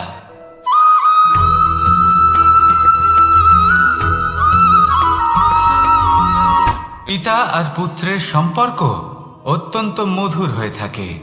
পিতা স্বপ্ন দেখেন, তাকে পূর্ণ করার সকল সম্ভাব্য চেষ্টা করেন, কিন্তু তাও অনেক সময় ওনার স্বপ্ন অপূর্ণ থেকে যায়। তখন পিতা ভাবেন যে স্বপ্ন উনি পূর্ণ করতে পারেননি, ওনার সন্তান তা অবশ্যই পূরণ করবে। যে স্থানে উনি কখনো পৌঁছতে পারেননি, সেই স্থানে ওনার পুত্র অবশ্যই পৌঁছবে।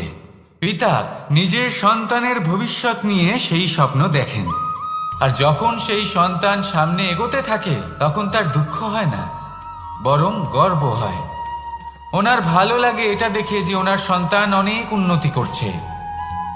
কিন্তু যখন সন্তান নিজের অভিভাবকের শক্তি দেখে, তার যশ দেখে হিংসা করতে থাকে, সমস্যা সেইখানেই শুরু হয়।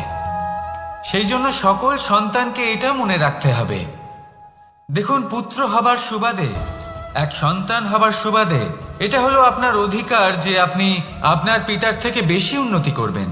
আপনার পিতাও এটাই চান, কিন্তু সুস্থভাবে এটা করুন। একটা রেখা টেনে নিন যাতে আপনি তাতে এগোতে পারেন আর আপনার পিতার তাতে গর্ববোধ হয়, আর সেই বিষয়ে দুঃখ না হয় যে আমার সন্তান আমাকেই ছোট করার চেষ্টা করছে। ইতিহাস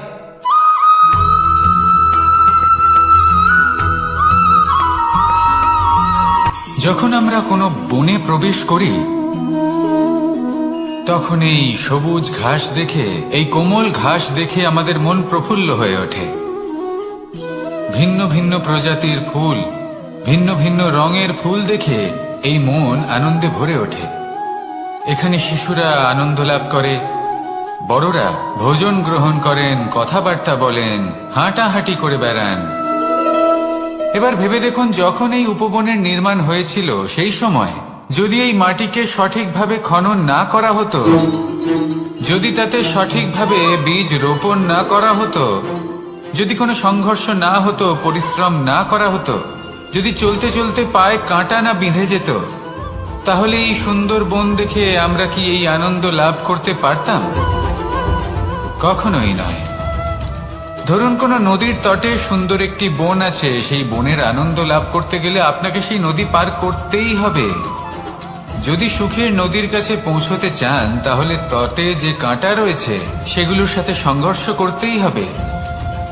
এই সংসারে যদি আপনি সুখ লাভ করতে চান, তাহলে সুখ লাভের এই যাত্রা শুরু করতে হবে সংঘর্ষ দ্বারা। তাহলে সংঘর্ষকে স্বাগত জানান, এর পেছনেই সুখ রয়েছে যা আপনার জন্য অপেক্ষা করছে। এবার হাসুন আর আমার সাথে ভালোবেসে বলুন, রাধা।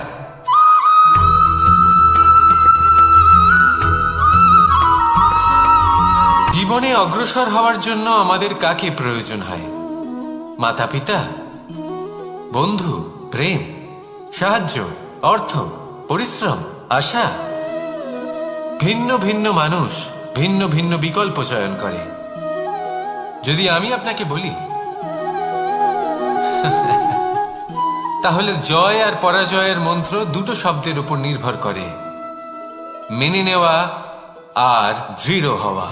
যদি মেনে নেন তাহলে হেরে যাবেন, যদি দৃঢ় হন তাহলে নিশ্চিত রূপে জয়ী হবেন। যদি কখনো আপনি ক্লান্ত হয়ে ওঠেন, আপনি দুঃখী হন, পুরোপুরি ভেঙে পড়েছেন, তখন মেনে নেবেন না যে আপনি ভেঙে পড়েছেন, নয়তো হেরে যাবেন। তখন উল্টে স্থির করবেন যে যাই হয়ে যাক না কেন, আমি জয়ী হবই। আর আপনি দেখবেন যে জয় নিশ্চিত রূপে আপনার কাছেই আসবে। তাহলে এই কথা মনে রাখবেন আর আমার সাথে ভালোবেসে বলবেন, রাধা রাধা।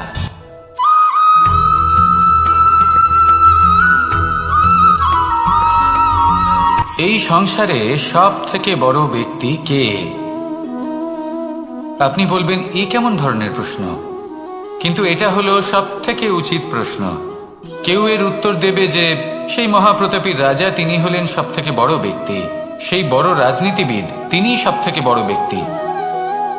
আমি আপনাকে জানাই যে সংসারের সব থেকে বড় ব্যক্তি হলেন তিনি, যার সাথে দেখা করলে আপনি নিজেকে ছোট মনে করবেন না।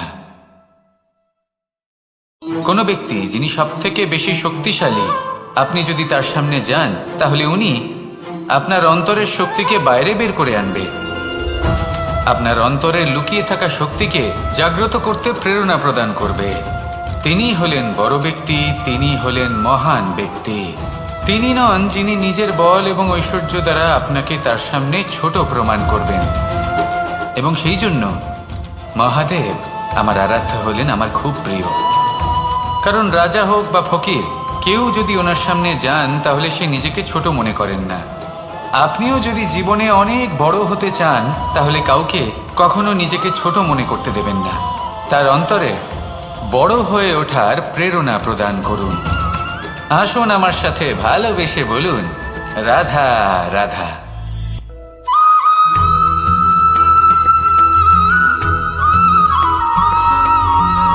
মানুষের মানসিকতা এমন হয় যে সে যতটা করে আশা করে যে তার থেকে অনেক বেশি তার বদলে সে পাবে।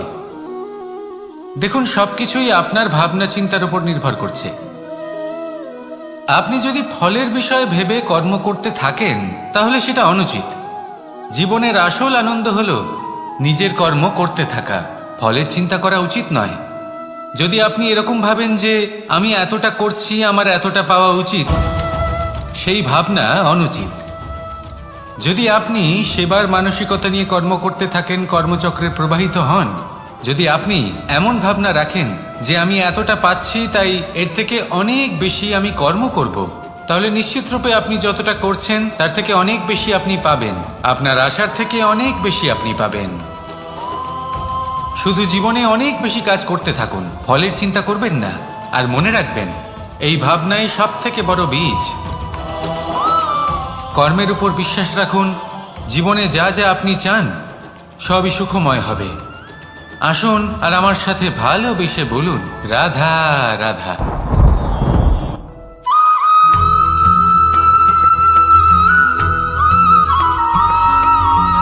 এই দড়িটা দেখুন,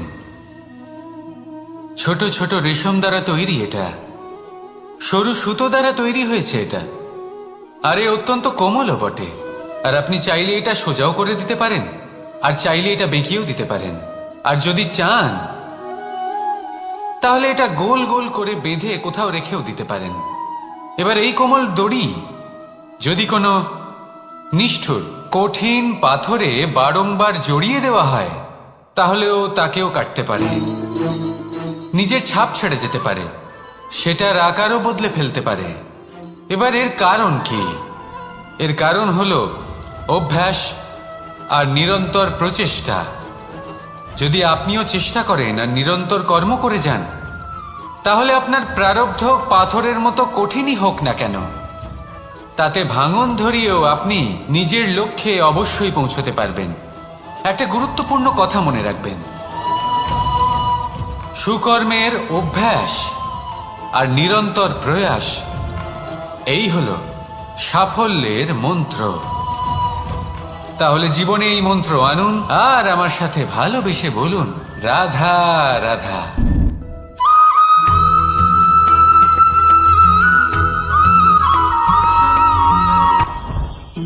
জীবনে কিছু শেখা অত্যন্ত গুরুত্বপূর্ণ। এবার কি কি শিখতে হবে সেই সব শেখানোর জন্য অনেক শিক্ষক রয়েছেন, কিন্তু কি শিখবেন না আর কি করবেন না এটা আমাদের নিজের অভিজ্ঞতা দিয়ে শিখতে হয়। কিন্তু তার মানে এটা নয় যে যদি আপনাকে শিখতে হয় যে আগুনের তাপ কতটা, আপনাকে আগুনের মধ্যে হাত দিতে হবে। না, অন্য কারোর অভিজ্ঞতা দ্বারাও শিখতে পারেন। প্রশ্ন শুধুমাত্র একটাই যে আপনি কি শিখতে চান নাকি চান না। যদি আপনি এটাই ভাবেন যে আমি শুধুই নিজের অভিজ্ঞতা দ্বারাই শিখতে চাই, তাহলে জীবনকাল ছোট মনে হবে, অনেক কিছুই শিখতে পারবেন না। তাই নিজের সাথে সাথে বড়দের অভিজ্ঞতা দ্বারাও শেখা শুরু করে দিন। এই সংসারের অভিজ্ঞতা দ্বারা শিখতে শুরু করে দিন। আর এটা নিশ্চিত রূপে শেখা আবশ্যক যে কখন কি করবেন না, কোথায় থামতে হবে আর কোথায় থামবেন না। তাহলে আসুন আর আমার সাথে ভালোবেসে বলুন, রাধা রাধা।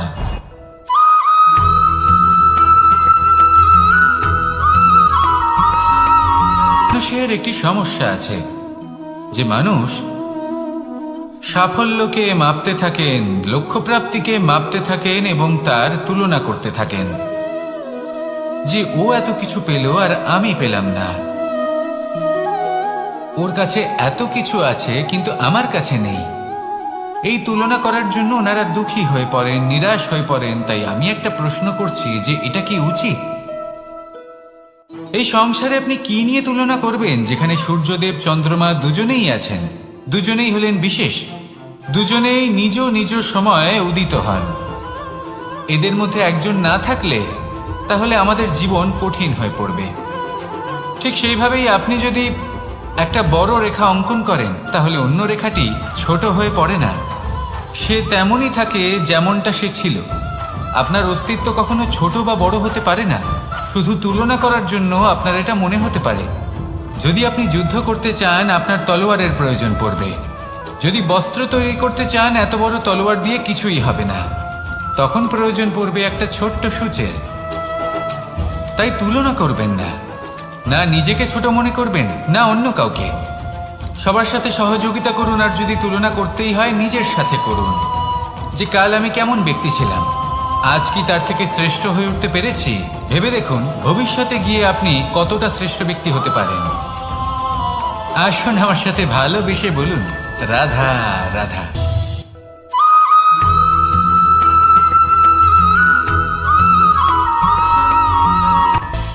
মানুষের মধ্যে একটা বিচিত্র প্রবৃত্তি থাকে, অন্য সকলের বিষয়ে, তাদের জীবনের বিষয়ে, তাদের ব্যক্তিত্বের বিষয়ে, তাদের ভবিষ্যতের বিষয়ে অনুমান করা। এটা হলো অনুচিত। কারোর অতীতকালকে দেখে লোকে ভবিষ্যৎ বলে দিতে পারেন, বর্তমানকে দেখে ভবিষ্যতের বিষয়ে অনুমান করে ফেলেন। উদাহরণ দিতে হলে বলবো কোনো দাসকে দেখুন, ওকে দেখে লোকে বলে যে ওর ভবিষ্যৎ সেটাই হতে পারে, অনুমান করে ফেলেন। আর এই রাজাকে দেখুন, উনি তো কত সুখী হবেন, উনি তো জগতের সব থেকে অধিক সুখী মানুষ, কত সুখ সুবিধা আছে ওনার কাছে, ধারণা করে ফেলেন। তবে সত্য তো এটাই যে কারোর ব্যক্তিত্বের বিষয়ে, তাদের ভবিষ্যতের বিষয়ে আপনি পূর্ণ সত্য কখনোই বলতে পারবেন না, শুধু অনুমান করতে পারবেন। আর এই অনুমান করে সত্যি কোনো লাভ হয় না, কারণ এই কাল সেটা হলো অত্যন্ত শক্তিশালী। কালো থেকে কালোতর কয়লাকেও হিরেতে পরিণত করতে পারে, অনেক বড় বড় রাজাকেও বিদূষক বানিয়ে ফেলতে পারে এক মুহূর্তেই। তাহলে আপনি অনুমান করে কি লাভ? কি পেলেন অনুমান করে? সেই জন্য কারোর বিষয়ে কোনো অনুমান করবেন না, তার ভবিষ্যতের বিষয়ে অনুমান করতে যাবেন না, কারোর বিষয়ে কোনো ধারণা করে নেবেন না। কিছু করতে হলে ভালোবাসুন, সবার মধ্যে ভালোবাসা ছড়ান, সবার মধ্যে ধন্যাত্মক ভাব ছড়ান। এই মন প্রসন্ন হয়ে বলবে রাধা রাধা।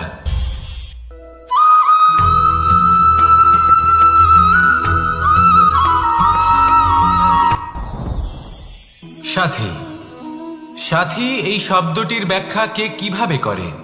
মিত্র, সখা, বন্ধু, কিন্তু অর্থ একটাই। তিনি যিনি আপনার সঙ্গী হন আর তিনি যার সাথী আপনি হন। এবার সব থেকে বড় প্রশ্ন হলো এটাই যে তিনি কে হতে পারেন যাকে আপনি আপনার সাথী বলে মেনে নিতে পারেন, নিজের সখা, নিজের মিত্র, নিজের বন্ধু মেনে নিতে পারেন। আপনার সাথী হলেন তিনি যিনি দুঃখের সময় আপনার পাশে থাকবেন, আপনার হাত ধরে থাকবেন। আপনার সাথী হলেন তিনি যার হাত আপনি নিজের সুখের দিনে ধরে থাকবেন। সেই সাথীরই হাত ধরুন যিনি দুঃখে সবসময় আপনাকে সাহায্য করার জন্য তৎপর হয়ে থাকেন, আপনার পাশে থাকেন, আর যাকে সুখের দিনে আপনি আপনার সাথে রাখতে পারেন। আর যখন আপনার সাথে আপনার এই সাথী থাকবে তখন আপনি এটা বুঝবেন যে যখন জীবনে দুঃখ আসে তখন এই দুঃখ কমে যায়, সবার মধ্যে ভাগ হয়ে যায়। আর যদি তখন সুখ আসে তাহলে সেটা সবার উপস্থিতিতে আরো বেড়ে যায়। এটাই হলো প্রেম, এটাই হলো ভালোবাসা, এটাই হলো সঙ্গ। যেমন সম্পর্ক আমার আর রাধার মাঝে। তাহলে আসুন আর আমার সাথে ভালোবেসে বলুন রাধা রাধা।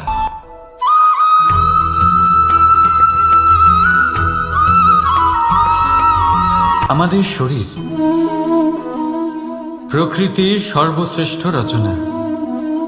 যে অঙ্গ প্রত্যঙ্গ আমরা লাভ করেছি প্রত্যেকটির মধ্যে একটি নিজস্ব বার্তা রয়েছে। একটু ভেবে দেখুন, দুটি চোখ দিয়েছে দেখার জন্য, দুটি কান দিয়েছে শোনার জন্য, নাসিকাও আছে দুটি, দুটি হাত দিয়েছে দ্বিগুণ পরিশ্রম করার জন্য। কিন্তু জীব শুধুমাত্র একটি, তার উপরেও তীক্ষ্ণ বলিষ্ঠ দাঁত দিয়েছে তার রক্ষার জন্য। কখনো ভেবে দেখেছেন কেন?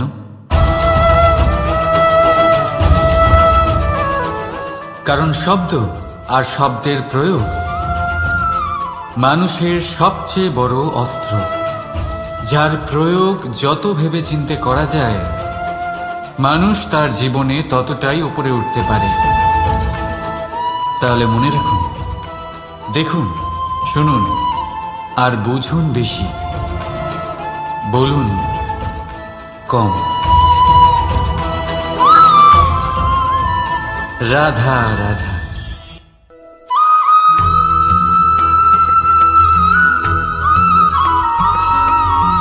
এই সংসারে সব থেকে বড় ব্যক্তি কে?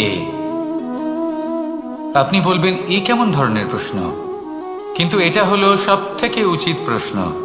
কেউ এর উত্তর দেবে যে সেই মহাপ্রতাপী রাজা, তিনি হলেন সব থেকে বড় ব্যক্তি, সেই বড় রাজনীতিবিদ, তিনিই সব থেকে বড় ব্যক্তি।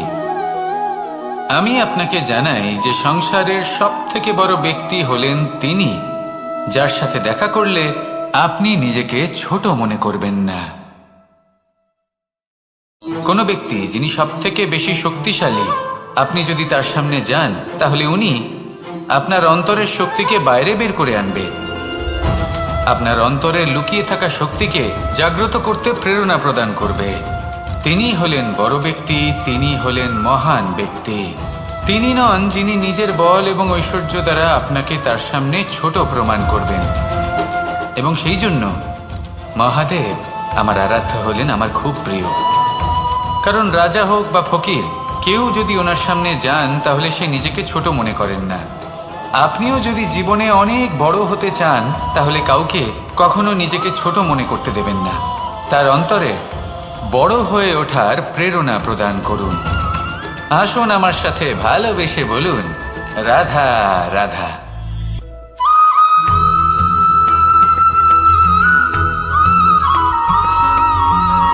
পুরুষার্থ। শাস্ত্রে 4 ধরনের পুরুষার্থের কথা বলা হয়েছে। প্রথম হলো ধর্ম। আপনি কি জানেন এই ধর্ম আসলে কি? আপনার কি মনে হয় ধর্ম আসলে কি? কোনো বিশেষ ঈশ্বরকে মানাই কি ধর্ম বলা হয়? নাকি কোনো বিশেষ রীতি পালন করাই হলো ধর্ম? নাকি কোনো বিশেষ সাহিত্যকে সর্বশ্রেষ্ঠ মনে করাই হলো ধর্ম? না, ধর্ম হলো সেটা যাকে ধারণ করা যেতে পারে। আর ধারণ শুধু সেটাই করা যায় যা পবিত্র। পবিত্র শুধু তাকেই বলা হয় যা নিঃস্বার্থ, যার মধ্যে শাসন করার কোনো ইচ্ছে নেই, যা সরলভাবেই প্রবাহমান, জল এবং বায়ুর মতো। যখন কোনো ব্যক্তি ধর্মকে ধারণ করেন এবং সেই ধর্ম সেই ব্যক্তিকে রক্ষা করে, তখন তাকে ধর্ম বলা হয়। ধর্ম যা রক্ষা করে অহংকার থেকে, খারাপ চিন্তার হাত থেকে। সেই জন্য পুরুষার্থ গড়ে তোলার আগে, ধর্ম পালন করার আগে ধর্মের প্রকৃত অর্থ কি সেটা বুঝে নিন। এটা জেনে রাখুন যে সমস্ত ধর্মের আধার, সমস্ত ধর্মের ভিত শুধুমাত্র ভালোবাসা। আসুন আর এই ভালোবাসার সাথেই বলুন, রাধা রাধা।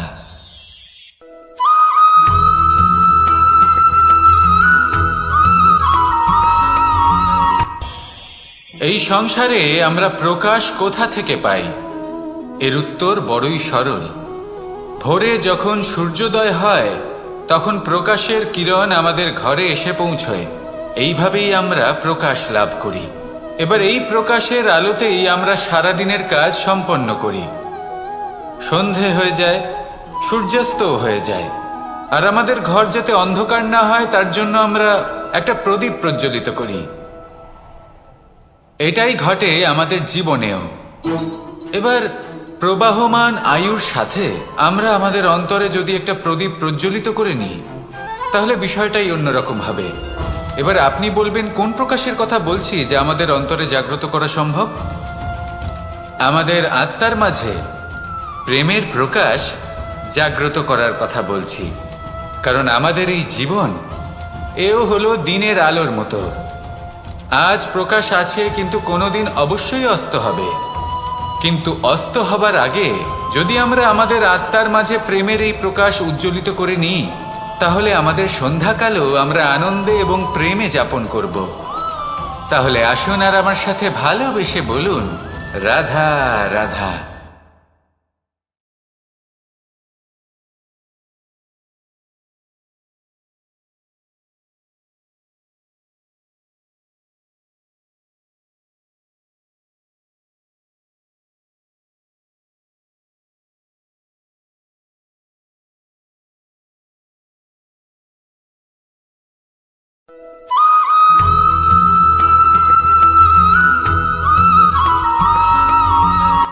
সংসারে আমাদের জীবনে যখন কোনো সুখ বা দুঃখ আসে, তার জন্য আমরা কাউকে না কাউকে অবশ্যই দায়ী করে থাকি, তাই না?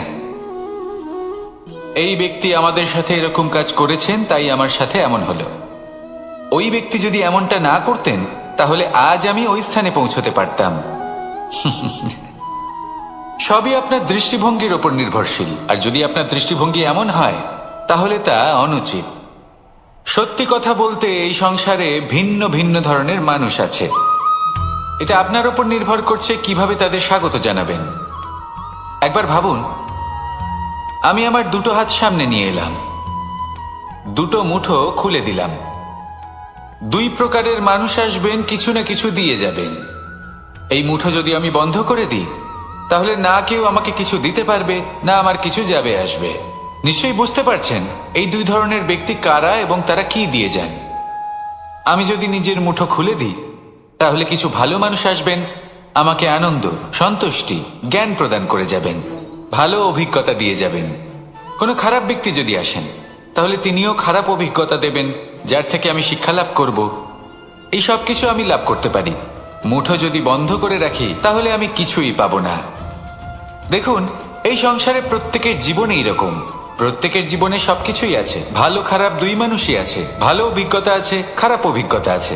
নির্ভর করছে আপনার উপর যে আপনি কি করবেন, এনাদের স্বাগত কিভাবে জানাবেন, কার থেকে কি বুঝবেন, কি শিখতে পারবেন, আর কোন দৃষ্টিভঙ্গি নিয়ে অগ্রসর হবেন। এটাই নির্ধারণ করবে যে আপনার জীবন কেমন হবে। আসুন আমার সাথে ভালোবেসে বলুন, রাধা রাধা।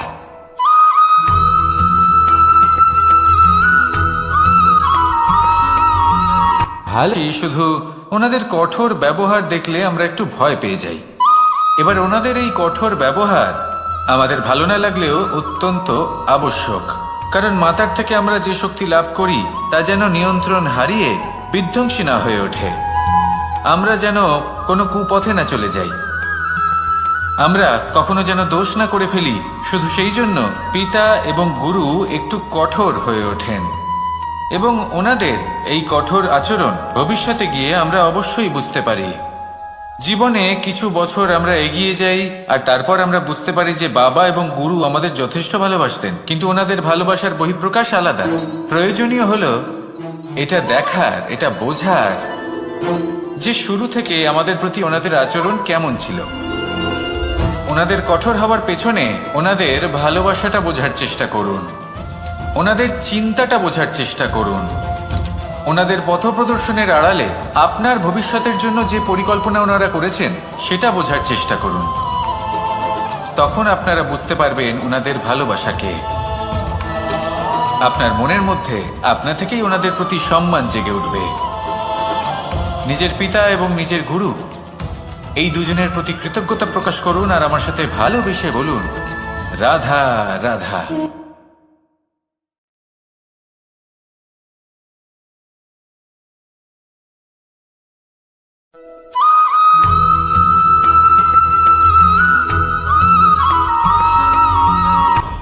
আপনি কখনো পর্বতের শিখরে উঠেছেন? আপনি দেখতে পাবেন পর্বতের পদতলে প্রচুর সুন্দর ফুল রয়েছে, সবুজ বনানী রয়েছে। যত আপনি ওপরে উঠতে থাকবেন তত ফুল কমতে থাকবে, সবুজ বনানী কমতে থাকবে। আরো কিছুটা ওপরে উঠলে কাঁটা জাতীয় গাছ দেখতে পাবেন, শুকনো গাছ দেখতে পাবেন। আরো যদি ওপরে ওঠেন তাহলে পাষাণ দেখতে পাবেন। আরো ওপরে উঠলে হিমখণ্ড দেখতে পাবেন। এই যে পর্বত, তা মনুষ্য জীবনের সব থেকে উত্তম উদাহরণ। মানুষ যখন সাফল্যের শিখরে পৌঁছতে চান, মহানুভবতার শিখরে পৌঁছতে চান, পথে যত আস্তে আস্তে উপরে উঠতে থাকেন ততই ভৌতিক বস্তু তার থেকে বিচ্ছিন্ন হতে থাকে। যদি তিনি সেই ভৌতিক বস্তুগুলি ত্যাগ না করতে পারেন তাহলে কখনোই সেই স্থানে পৌঁছতে পারবেন না। আর মানুষ যদি উচিত ত্যাগ করতে পারেন, পথে অগ্রসর হতে থাকেন, এগোতে থাকেন, তাহলে একদিন না একদিন তিনি মহানুভবতার, জ্ঞানের, সাফল্যের হিমের স্বাদ অবশ্যই লাভ করবেন। মনে রাখবেন, মানব জীবনে ত্যাগ হলো অত্যন্ত গুরুত্বপূর্ণ অংশ। আসুন আমার সাথে ভালোবেসে বলুন, রাধা রাধা।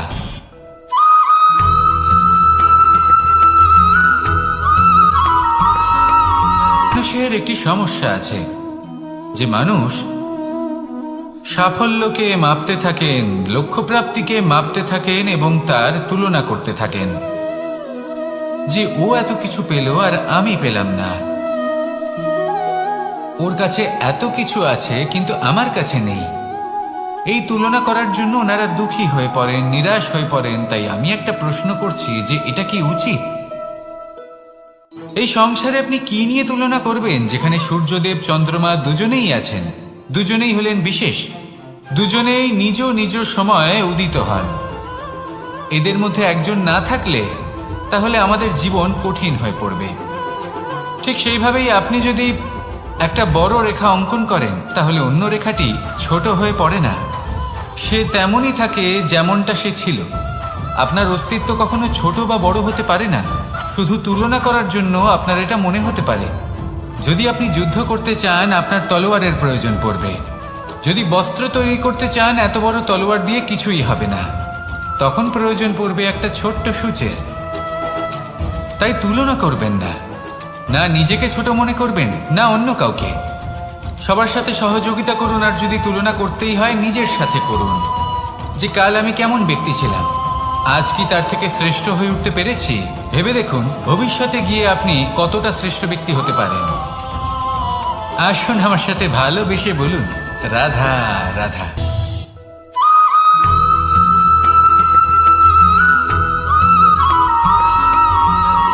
জীবন কিসের উপর নির্ভরশীল? ধনের ওপর, বৈভবের অনুভব যদি আপনি করতে চান তাহলে তা পাবেন শুধু একতার দ্বারা, সংগঠনের দ্বারা। যদি আপনাকে উদাহরণ দিই, নিজের এই হাতটাকে দেখুন, 5টা আঙুল রয়েছে। কোনো একটা বস্তুকে নিজের একটা আঙুল দ্বারা তুলে ধরার চেষ্টা করে দেখুন, বড়ই কষ্ট হবে। তখন আপনি বুঝতে পারবেন যখন এই 5টি আঙুল একত্রিত হয় তখন কোনো কাজ কতটা সহজ হতে পারে। এটাই হলো শক্তি, একতার। সব থেকে ভালো উদাহরণ যদি আপনাকে দিই তাহলে বাঁশি। এই বাঁশি থেকে অত্যন্ত মধুর সুর নির্গত হয় যা সবার মন প্রসন্ন করে দেয়। এই কথা সত্যি, কিন্তু এই বাঁশি আমি একটা বা দুটো আঙুল দিয়ে বাজাতে পারবো না। আমাকে প্রত্যেকটা আঙুল ব্যবহার করতেই হবে, তবেই এর থেকে মধুর সুর নির্গত হবে যা সকলকে প্রসন্ন করবে, ঠিক কিনা? ঠিক এইভাবেই যদি আপনি চান যে আপনার জীবনরূপী বাঁশি থেকেও মধুর সুর নির্গত হোক বা সবার মনকে প্রসন্ন করে তুলুক, তাহলে আপনাকেও জীবনে একতা নিয়ে আসতেই হবে। আপনি একাও কর্ম করতে পারেন, পথ চলতেও পারেন, সামনেও এগোতে পারেন, সাফল্যও লাভ করতে পারেন। কিন্তু যখন সকলে একসাথে এগোবেন, সেই পথে চলবেন, সেই কর্মই করবেন, তখন লক্ষ্যে অবশ্যই পৌঁছবেন, সাফল্য অবশ্যই লাভ করবেন। কিন্তু সেই সাফল্য এবং তার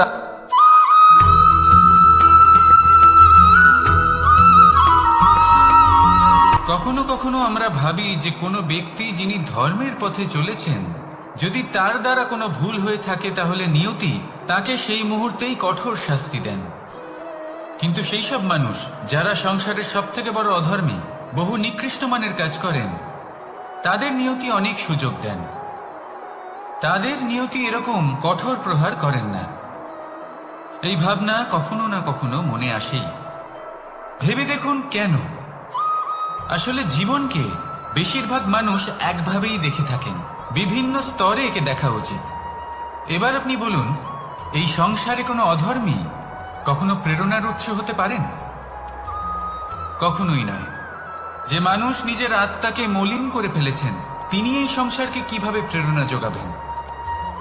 উনি নিজেই বুঝতে পারেন না কোনটা করা উচিত, ধর্ম কোনটা। তাই নিয়তি তাকে একটা সুযোগ দেন, এটা বোঝার সুযোগ দেন যে কোনটা উচিত, কোনটা ধর্ম। সুযোগ দেন নিজের বিবেক জাগিয়ে তোলার, তাকে সুযোগ দেন নিজের অন্তরাত্মার ডাক শোনার। যখন তাতেও কাজ হয় না, তখন নিয়তির কাছে একটাই পথ বাকি থাকে, আর তা হল মহাবিনাশ। মহাবিনাশ হয়তো দেরিতেই আসতে পারে, কিন্তু তা অবশ্যই আসবে। আর যখন মহাবিনাশ আসে, তখন মহাবিনাশের যন্ত্রণা সমগ্র মানব জীবনের যন্ত্রণার থেকে অনেক বেশি হয়। এই কথাটা সবসময় মনে রাখবেন। আর অন্যদিকে যে মানুষ ধর্মের পথে চলছেন, তার দ্বারা যদি কোনো ভুল হয়ে থাকে, তখন নিয়তি তার পরীক্ষা নেন। কিছুক্ষণের জন্য মানুষের মনে হতে পারে নিয়তি তাকে কঠোর শাস্তি দিয়েছেন।